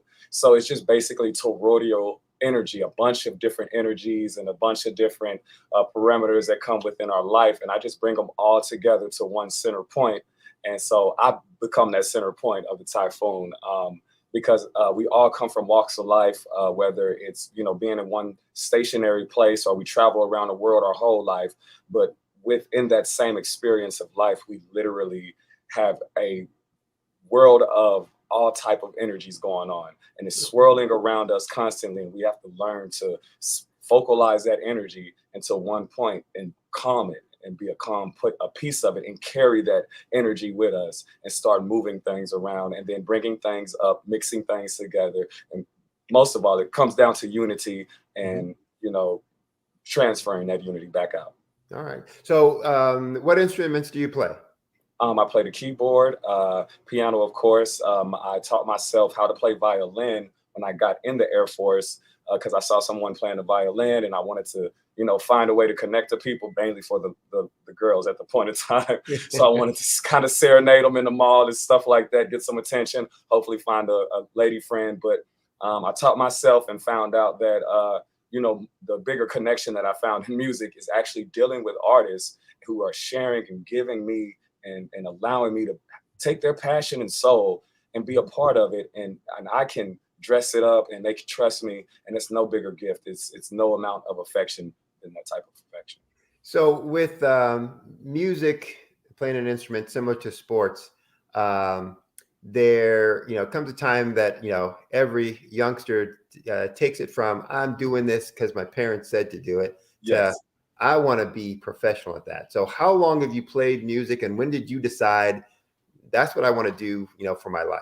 Well, it's kind of funny because no one in my family does music actively or even as a hobby. They just listen to music, they do a little two-step dance, at a family gathering or anything like that. But I got into music because it was something that was always a part of my life. It was always there. It was always the median. It's everywhere. And just doing research from it, come to find out it is the form of communication. It is mathematical. It's energy driven. It's emotion driven.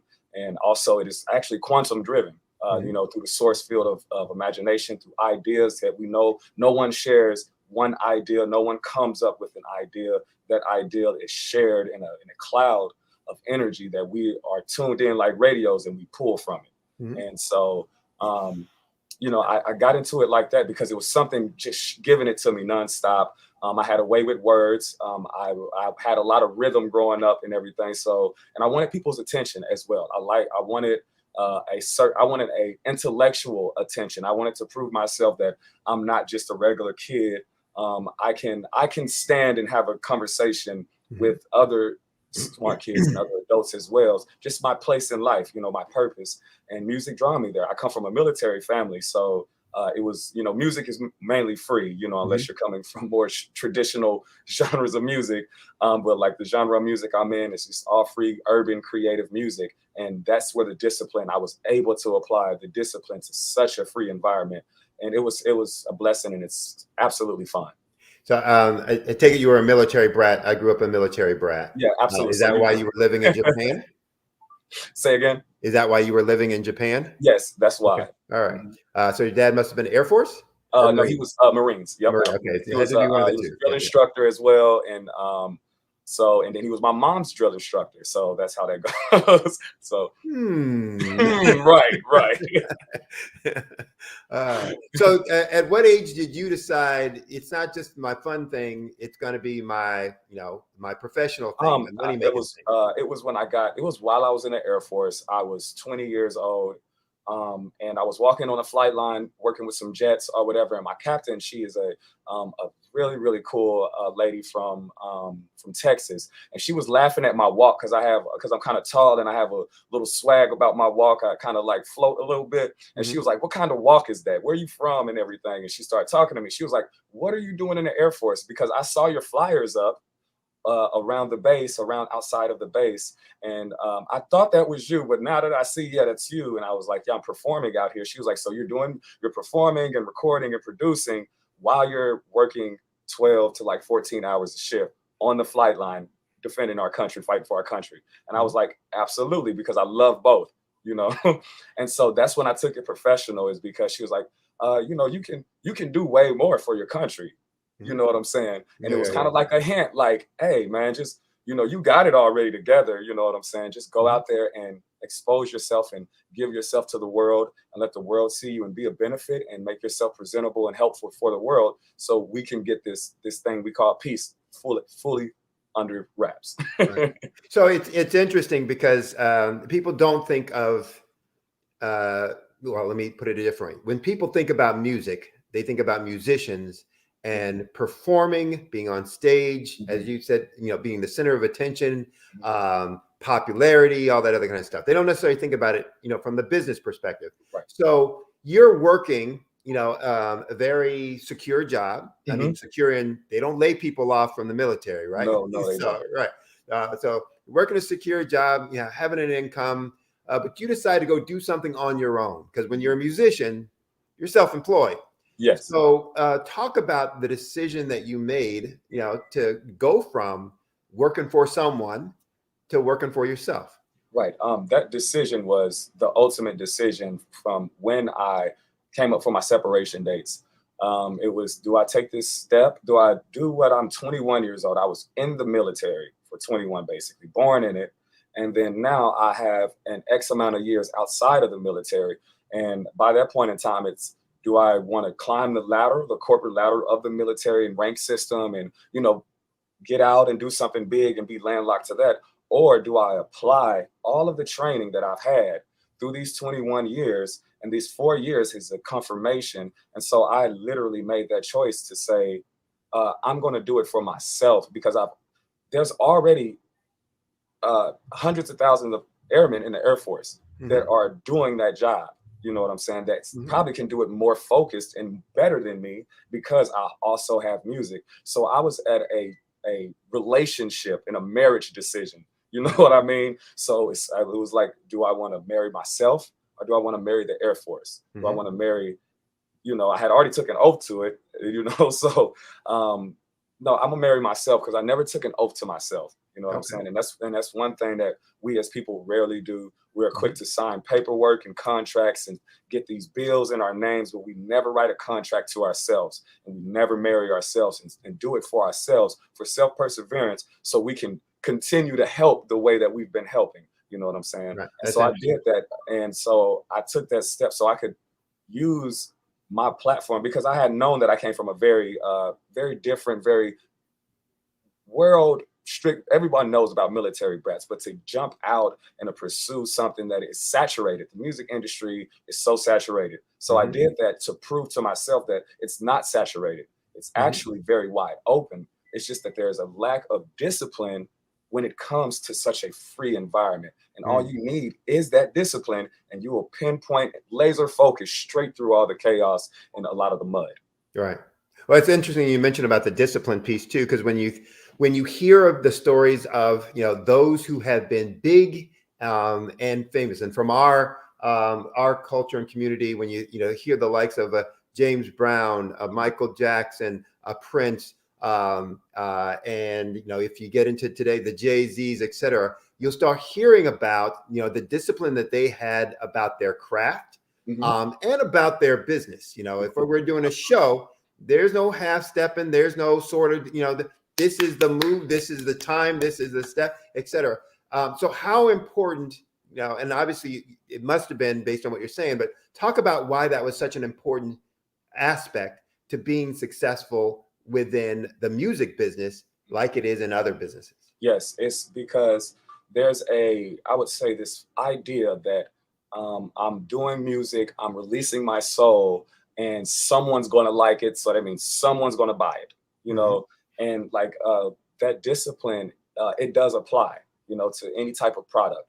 And with that, I literally had to separate myself from the love factor from it, from the self and the ego of it. It's like, but this is how I feel and this is what I made. And I had to come to terms that there's a discipline that I want something from someone, and that's attention, that's some time, and that's some money. You know what I mean? With all business. And I had to be willing to give them something.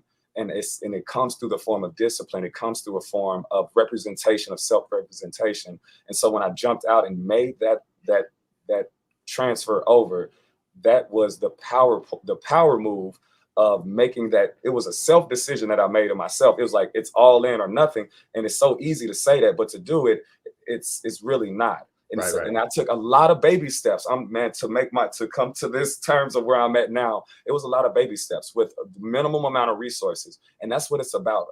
Like the resources thing is, I would definitely say, was my strongest point, because I had very little of them to do what I thought I needed to do, because they were all false resources that I thought I needed to have. So I wasted a lot of time and energy trying to get these false resources in order to do what I needed to do, but I didn't need the resources. You understand? So I feel like a lot of businesses do that. A lot of businesses try to follow this cookie cut platform and these cookie cut steps, when this is an all case by case scenario and experience that we're having. And everybody that we ran into and that we do business is not the same.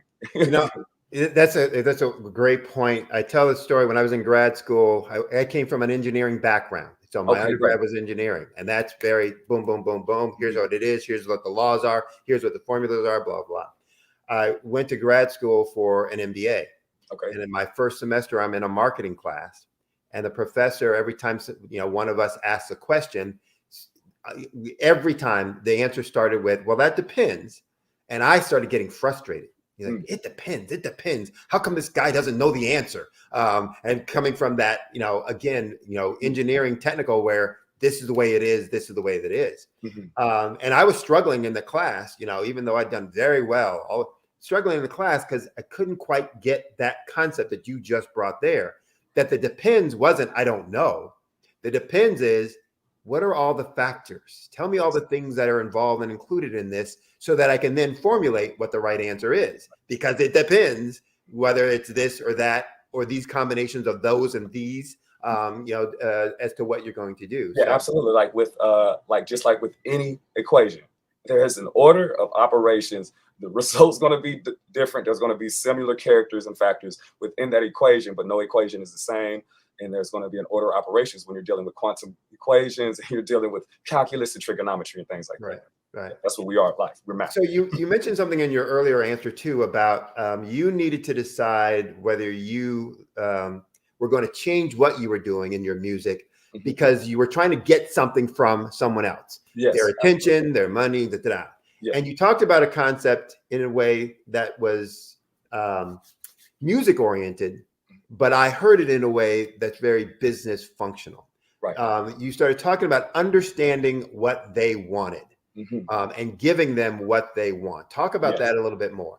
Well, I understood that with today's, like with market is still the same. There's no, now is now. We're still going to need people. And what people, I understood, what I was always good at is why I'm doing what I'm doing now is just being able to give people attention to hear what they're going through. And that's how I made a lot of friends in my life. It's just by having, these ears are small, but they can take in a lot, Right.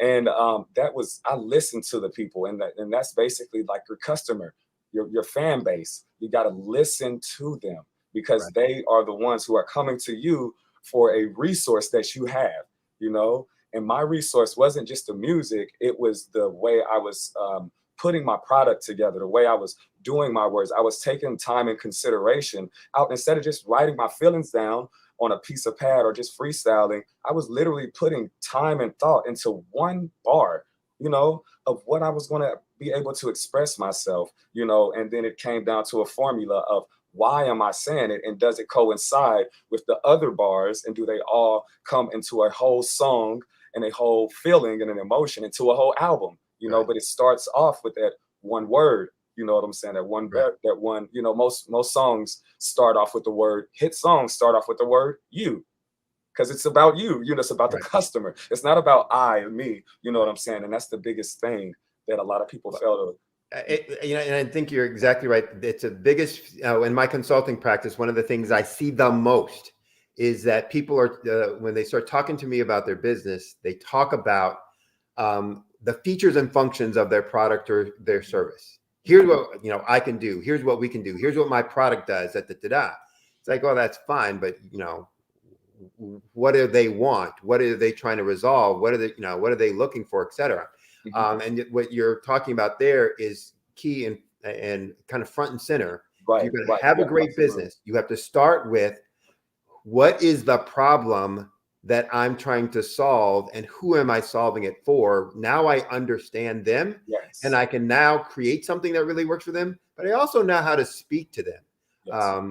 And you might be speaking to them literally in a song where, another type of business, another industry will be speaking to them in their marketing message, in their flyer, in their advertising, in their brand colors, and all those other kinds of things. Yes. And it takes, like, when it comes to writing those songs and products, I literally was taking the same formula that, what do we call it? Shadow marketing does, the shadow marketing side of it is like the setting of trends. Like you see a trend, like they make these trends big. They get the image of something, And so I was seeing what is it that people are looking for on a broader scale. It wasn't about like more shiny things because everything's dropped down a little bit, but the business, it was more about more organic things. You know what I'm saying? Connecting to people. People, like, because we've been so separated from the post-COVID situation, and it hurt us really bad on how socially connected we were, because we all played a major role on the decision makings of the products we were buying. We played a major role on the decision makings of the events we were going to go to. And once that ceased to happen, we lost the connectivity of how we connect with each other, with our likes, our do's, our don'ts, you know what I'm saying? And that's where people spend their money and wants to spend their time and their energy at and their attention at, is where they feel comfortable at. And I love to make comfortable products, comfortable music to where grandmama can listen to it, uncle can listen to it, and a niece and nephew can listen to it. Because, my mom and dad are military and I can't misrepresent them. I got to have honor. And I do that amongst the whole human race. You know what I mean? The whole race, I do it for it. So somebody told me the quote and the phrase one time that everything you do to either honor or dishonor someone. And so you need to choose whether you are choosing to do something to honor someone, which usually is the result or results in good behavior and good outcomes, positive outcomes, or if you're doing something to dishonor someone, which usually results in bad stuff, bad actions, bad activities, and bad outcomes. So I think you're kind of talking to that same point.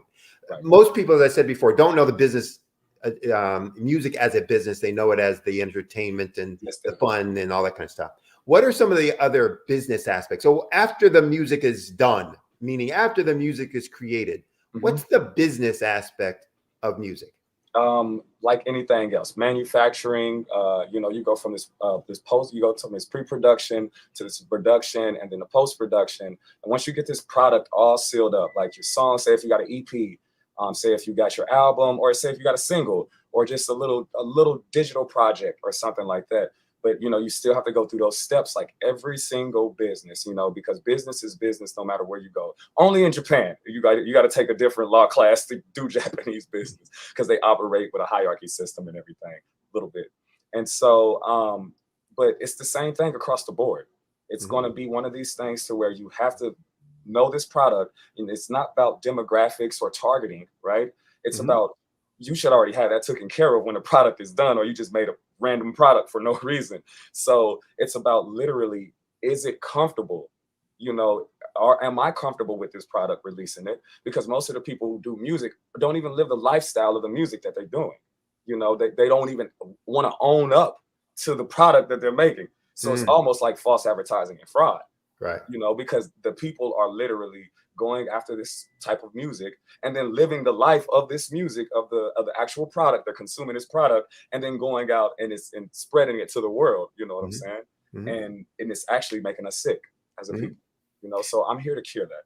So when you talk about, and again, I love the phrase, business is business, no matter what industry that you're in. So absolutely correct. So I hear you talking about, hey, after I've created this thing and it's in its, bright, shiny package, it's brown paper bag, whatever it's in, I still have to go out and I have to market it. I have to, let people know that it exists. And I have to make sure that it meets some need or expectation that they have. And so I'm doing all those same things around identifying who is my market, what do they want, what are they willing to pay for it, where do they want to buy it, pick it up, etc. No more music stores anymore. You're going into, unless you're buying, vinyl. But that's good. Yeah. So, but where are they going to pick it up? What's the best place for them? What's the best distribution point? Yada yada yada yada. Correct. So all those things are still incorporated in the business. Yes, absolutely. And like with the AI systems now, it's just what's a great business model, and it's going to give you the basic steps. No matter if you say for the music industry or the agriculture industry, you're going to have these same common steps that you have to take. And it's the same way with just doing business within our own personal lives. You know what I'm saying? Nothing changes, and it all starts from home. You know what I mean? One of the best pieces of advice I got from, and this is, right after I got out of grad school, I was, thinking about being an entrepreneur. I was planning. I knew it was going to be. And I was listening to this guy talk. He was African American, owned a bunch of McDonald's, so he's a franchisee, had a bunch of stores, doing quite well. His best advice was create an org chart. He said, no matter what business you're in, create an organizational chart. An organizational chart is going to have all the same functions. I don't care what business that you're in. And he said, write the name of the person who's responsible of each function under that block. And he said, and if you don't have a name of an employee, then your name goes there, because those are all the things that need to be done. And I think I hear you saying the same thing, that look, business is business. This stuff has to get done. We got to go out and do these things the same way that every other business. If you're a retail restaurant, or if you're a retail music store, or if you're a doctor, or if you're, you have to have all these same functions to be completed in order to have a successful business. Absolutely. Absolutely. Yeah. So you have, when did you transition from just being the musician creator to being, on the business side of music as well? It's exactly what you just said. There was a missing piece right there. I could have paid someone to go do it for me, or I could fulfill it myself. And I took the responsibility and the initiative to do it myself. Okay. And so I self-educated. It really wasn't any trial or error. It's because I was just such in an educational mode. Everything it wasn't even a test. It was just all learning, not realizing that I was actually doing the real thing as I was learning, because I wasn't trying to make it happen. I was just trying to understand it. And so by me filling that void in of just wanting to fill this gap, I actually filled a gap for not just myself, for anybody else who comes in contact with me, is because I took those steps that was a necessity that I didn't have of the marketing and everything like that. Although selling is one thing, is try to, sell something, but in order to create longevity and these continuous business actions, and to have a customer or a client that wants to stick to my team, that wants to say, hey man, I love the way you do what you do. I want you to do what you do for me all the time. That's a family. That is a relationship. That's like becoming the family doctor, and you have to, I found out that there are people who needed those things. You know what I'm saying? And I wish I had a network like this back in the day, other than the trials and tribulations that I ran to just by running into people. And so the major deciding factor was that void was there. That's a real empty space, and I felt a real disconnect. So I connected myself, and then lo and behold, it's the same exact thing as any other marketing. It's get it together, target it, find out where you're going to put it, and so forth and so on, and then just trust it. But it has to be a good product, that's a comfortable product that you're comfortable with, because there was a lot of products out there that I've made with other people and other clients that I wasn't fit with. So, and it never went anywhere, is because my heart and soul wasn't in it all the way in it. I just did the service, and I found out that was not the best type of business to do. You know what I'm saying? So talk about that. So you went from, basically adding the business side to you. Yes. But then you started taking on other clients on the business side, running the business function for them. There were artists and producers and engineers like myself who just didn't have that, just the case-by-case scenario that made me want to go for that, because they're so focused on one side through, media or anything. So talk about the biggest the biggest learning that you had going from just being an artist to being, the business side and the business head of that. And then talk about, do that one first, and then I'll ask the follow-up. Okay, no worries. So it was recently, actually. It was June, I would say late July, around July 28th, around there. I had got accepted as a full-time management contract from a record company called Liquid Sound Records. And I was scratching my head like, full-time management contract? Like, I thought what about a record deal? You know what I'm saying? And that's I literally looked it up and I read over the contract. As I was reading over it, I said, aha, this is how it is. This is real business right here. It wasn't that somebody's giving me an advance. It wasn't that somebody is going to give me a handout and expect me to pay it back, and I have to fulfill all of these obligations and everything. It was that somebody is willing to represent me and to make me a part of their team, and to actually do business with me for here on out. You know what I'm saying? Not just a one-time interaction, like a sale here and, okay, you got your product, I got my money. We all go separate ways. That's when the aha moment came and said, this is business. This is why it's spelled a certain way of busyness. You know what I'm saying? Because it's something that's supposed to constantly keep you busy. And aha, this is the moment. This is when you're supposed to do business with other people on your same level and come together and combine and everything, and we all grow together.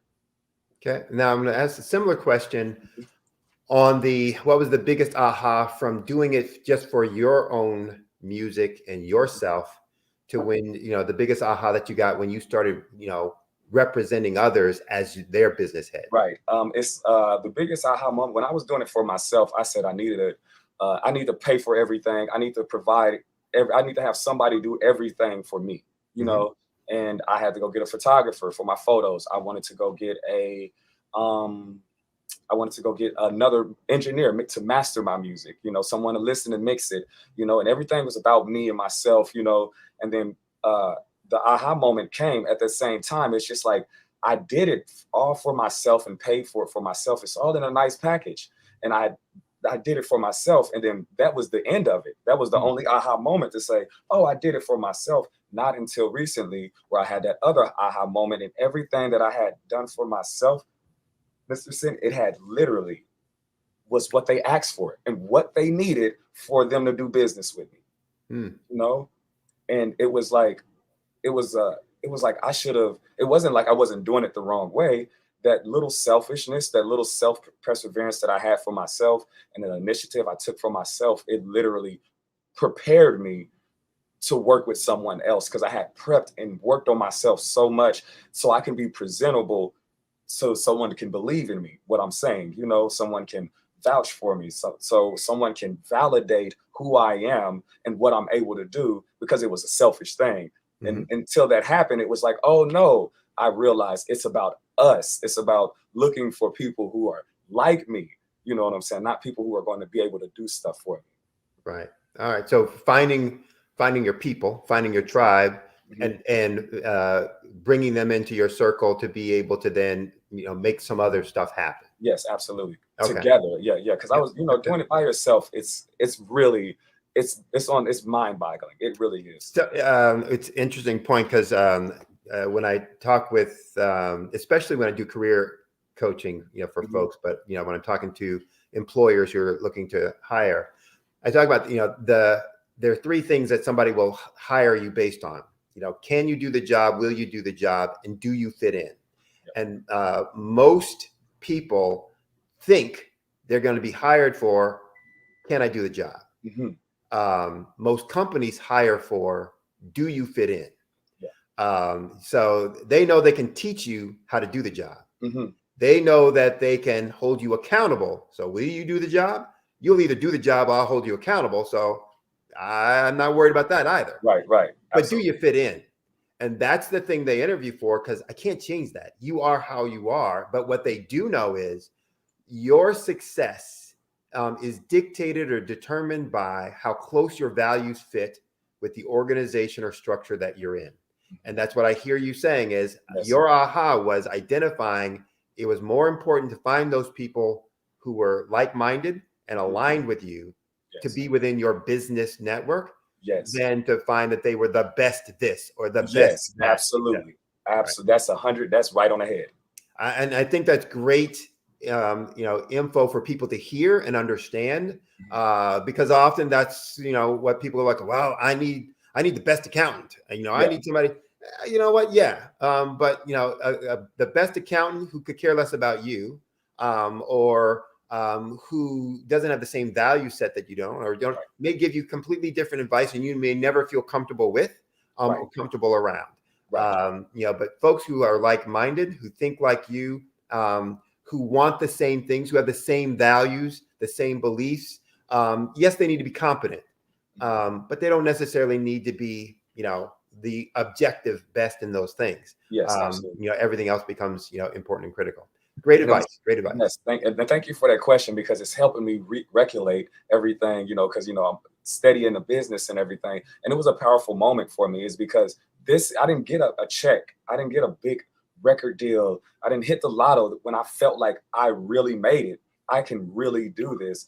It wasn't when my captain said, you know, you can do better. You'll do way better out of the Air Force. It wasn't, you know, like when I was on stage and I had all type of different races clapping for me that I felt I can do it. It's when someone of the like mind and of like success offered me a contract, you know? Right. Said, I want to work with you. I want to work with you. And it's just like, but you're a 21-year-old underground record label who's been operating the hip hop scene for 21 years plus, and you got your full staffing. I was just looking for a record deal. I didn't want to be full-time managed, but because that's exactly what I wanted, because I didn't know what I wanted. You know what I mean? Until I realized and found out, oh, this is what I actually wanted. That's when it was such an aha moment. And it's like, oh, it's like that with every business industry, you know. It's the validation, the validation, the moment where you feel like I belong. Especially in banking when it comes to the moving of money. It's this imaginary money being moved around. It's all nothing but validation and someone saying, yeah, they have money, you know. All right. So talk about, and we're running out of time, so I'm trying to sneak in a couple questions here, or at least one. But talk about the trait, characteristic, or skill that you had all along that you found helped you the most in getting to where you are now? Oh, by far, my strength and weakness all in one is my submissiveness. You know, it was being able, because coming from a military family, it's submission only. You know, submission or dismission. You know, nothing in between. But when it comes to that, it like that weakness part is me, that character trait, submissive. I sat down and I was able to submit and be okay with listening to people that made me uncomfortable. You know, because that end up them being able to get whatever they had off on their chest actually made them comfortable, which made me more comfortable. You know, so I submitted to the cutting my pride away when I was houselessness and going to the VA as a veteran and say, I need help. You know, I submitted to my situation, like how they say, submit, you know, to your religion, you're out of your religion, you know, just submit, you know what I'm saying? Like getting on your hands and knees is not a form of being broken down, and it's just submitting to the environment, submitting yourself to the moment of now. And it has carried on and has made me, I've been having that since I was a child. And that's how I had so many friends, because people were like, hey man, this dude listens. He actually, he's not a threat, you know, like, and that's what you want people, like I say, that whole word again, comfortable. Comfort is very it. You know, that's powerful. I teach Sunday school in my church, and I did this whole thing with my class about submitting. And as people, but especially as Americans, and sometimes especially true as African Americans, that word submit carries some real baggage with it, right? Yes, it does. I was like, whoa, I'm not submitting. Who do you think? I'm not submitting to nobody. I mean, nobody, right? Absolutely. But it's such a powerful thing that says it doesn't mean, you know, I don't have an opinion. I don't have a feeling. I'm less than, but it's understanding, you know, where, you know, knowledge and power, you know, is, and saying, I'm open to, I will be respectful of, I will, you know, deflect to, you know, this person, but you have to be, you know, careful. Careful, I think is the right word I want to use. Careful about who you're submitting to, because once you submit, what you're saying is, I trust that you have better information for me, and I'm going to use that, you know, to go what I want. But I think, you know, their thing about submission is really powerful. All right, we're gonna have to end it there. I really enjoyed the conversation. I know the folks out there have gotten some, you know, great insight from you. Tell people how they can get a hold of you. Okay, you can get at me at Instagram at Typhoon Williams, all together. That's TYPHOON Williams, and that's all together. And the same thing on Facebook. You can Google me, you can LinkedIn me, you can email me, because all the information is there. I do respond. I'm a real person, and I don't have a fake account, so y'all will be okay. All right. Any questions, music, anything. If you need an open ear, I'm telling you, they can hold a lot. Trust me. All right. Well, Typhoon, again, thank you very much. It's been a pleasure talking with you. Look forward to, you know, hearing from you and talking with you again in the future. Thank you, and as we say, genius is common. Absolutely. I'll see you on the other side. Absolutely. God bless, and take care of each other and love yourself. Hello, I am Dr. Eric Kelly III, the visionary strategist and founder of the Black Business Olympics. I invite you to showcase your Black-owned businesses on the Black Business Network global stage. The Black Business Olympics is a global Black Business Network platform that propels Black-owned businesses into the international spotlight. By showcasing your business on the Black Business Olympics platform, you can reach a worldwide audience of potential customers, partners, and investors. You can also establish yourself as a thought leader, an expert in your field, attract lucrative partnerships, and more speaking engagements. In addition, the Black Business Olympics platform provides a valuable opportunity to connect and collaborate with like-minded entrepreneurs and business professionals from around the world. This can lead to new business opportunities, ideas, and relationships. Finally, by sharing your story and expertise on the Black Business Olympics platform, you can inspire and empower others. This is a powerful way to make a positive impact on the world and leave a lasting legacy. If you are a Black-owned business owner, I encourage you to seize the opportunity to showcase your business on the Black Business Olympics platform. It is a once-in-a-lifetime opportunity to make an indelible mark on the world. Be one of the 1,000 visionary entrepreneurs who are changing students' lives, shaping industries, and leaving an unforgettable legacy for their families. Unleash your voice on our global stage and watch your business thrive. Black Business Olympics is one of the largest Black business showcases in the history of Black business in the world. Yes, the entire world.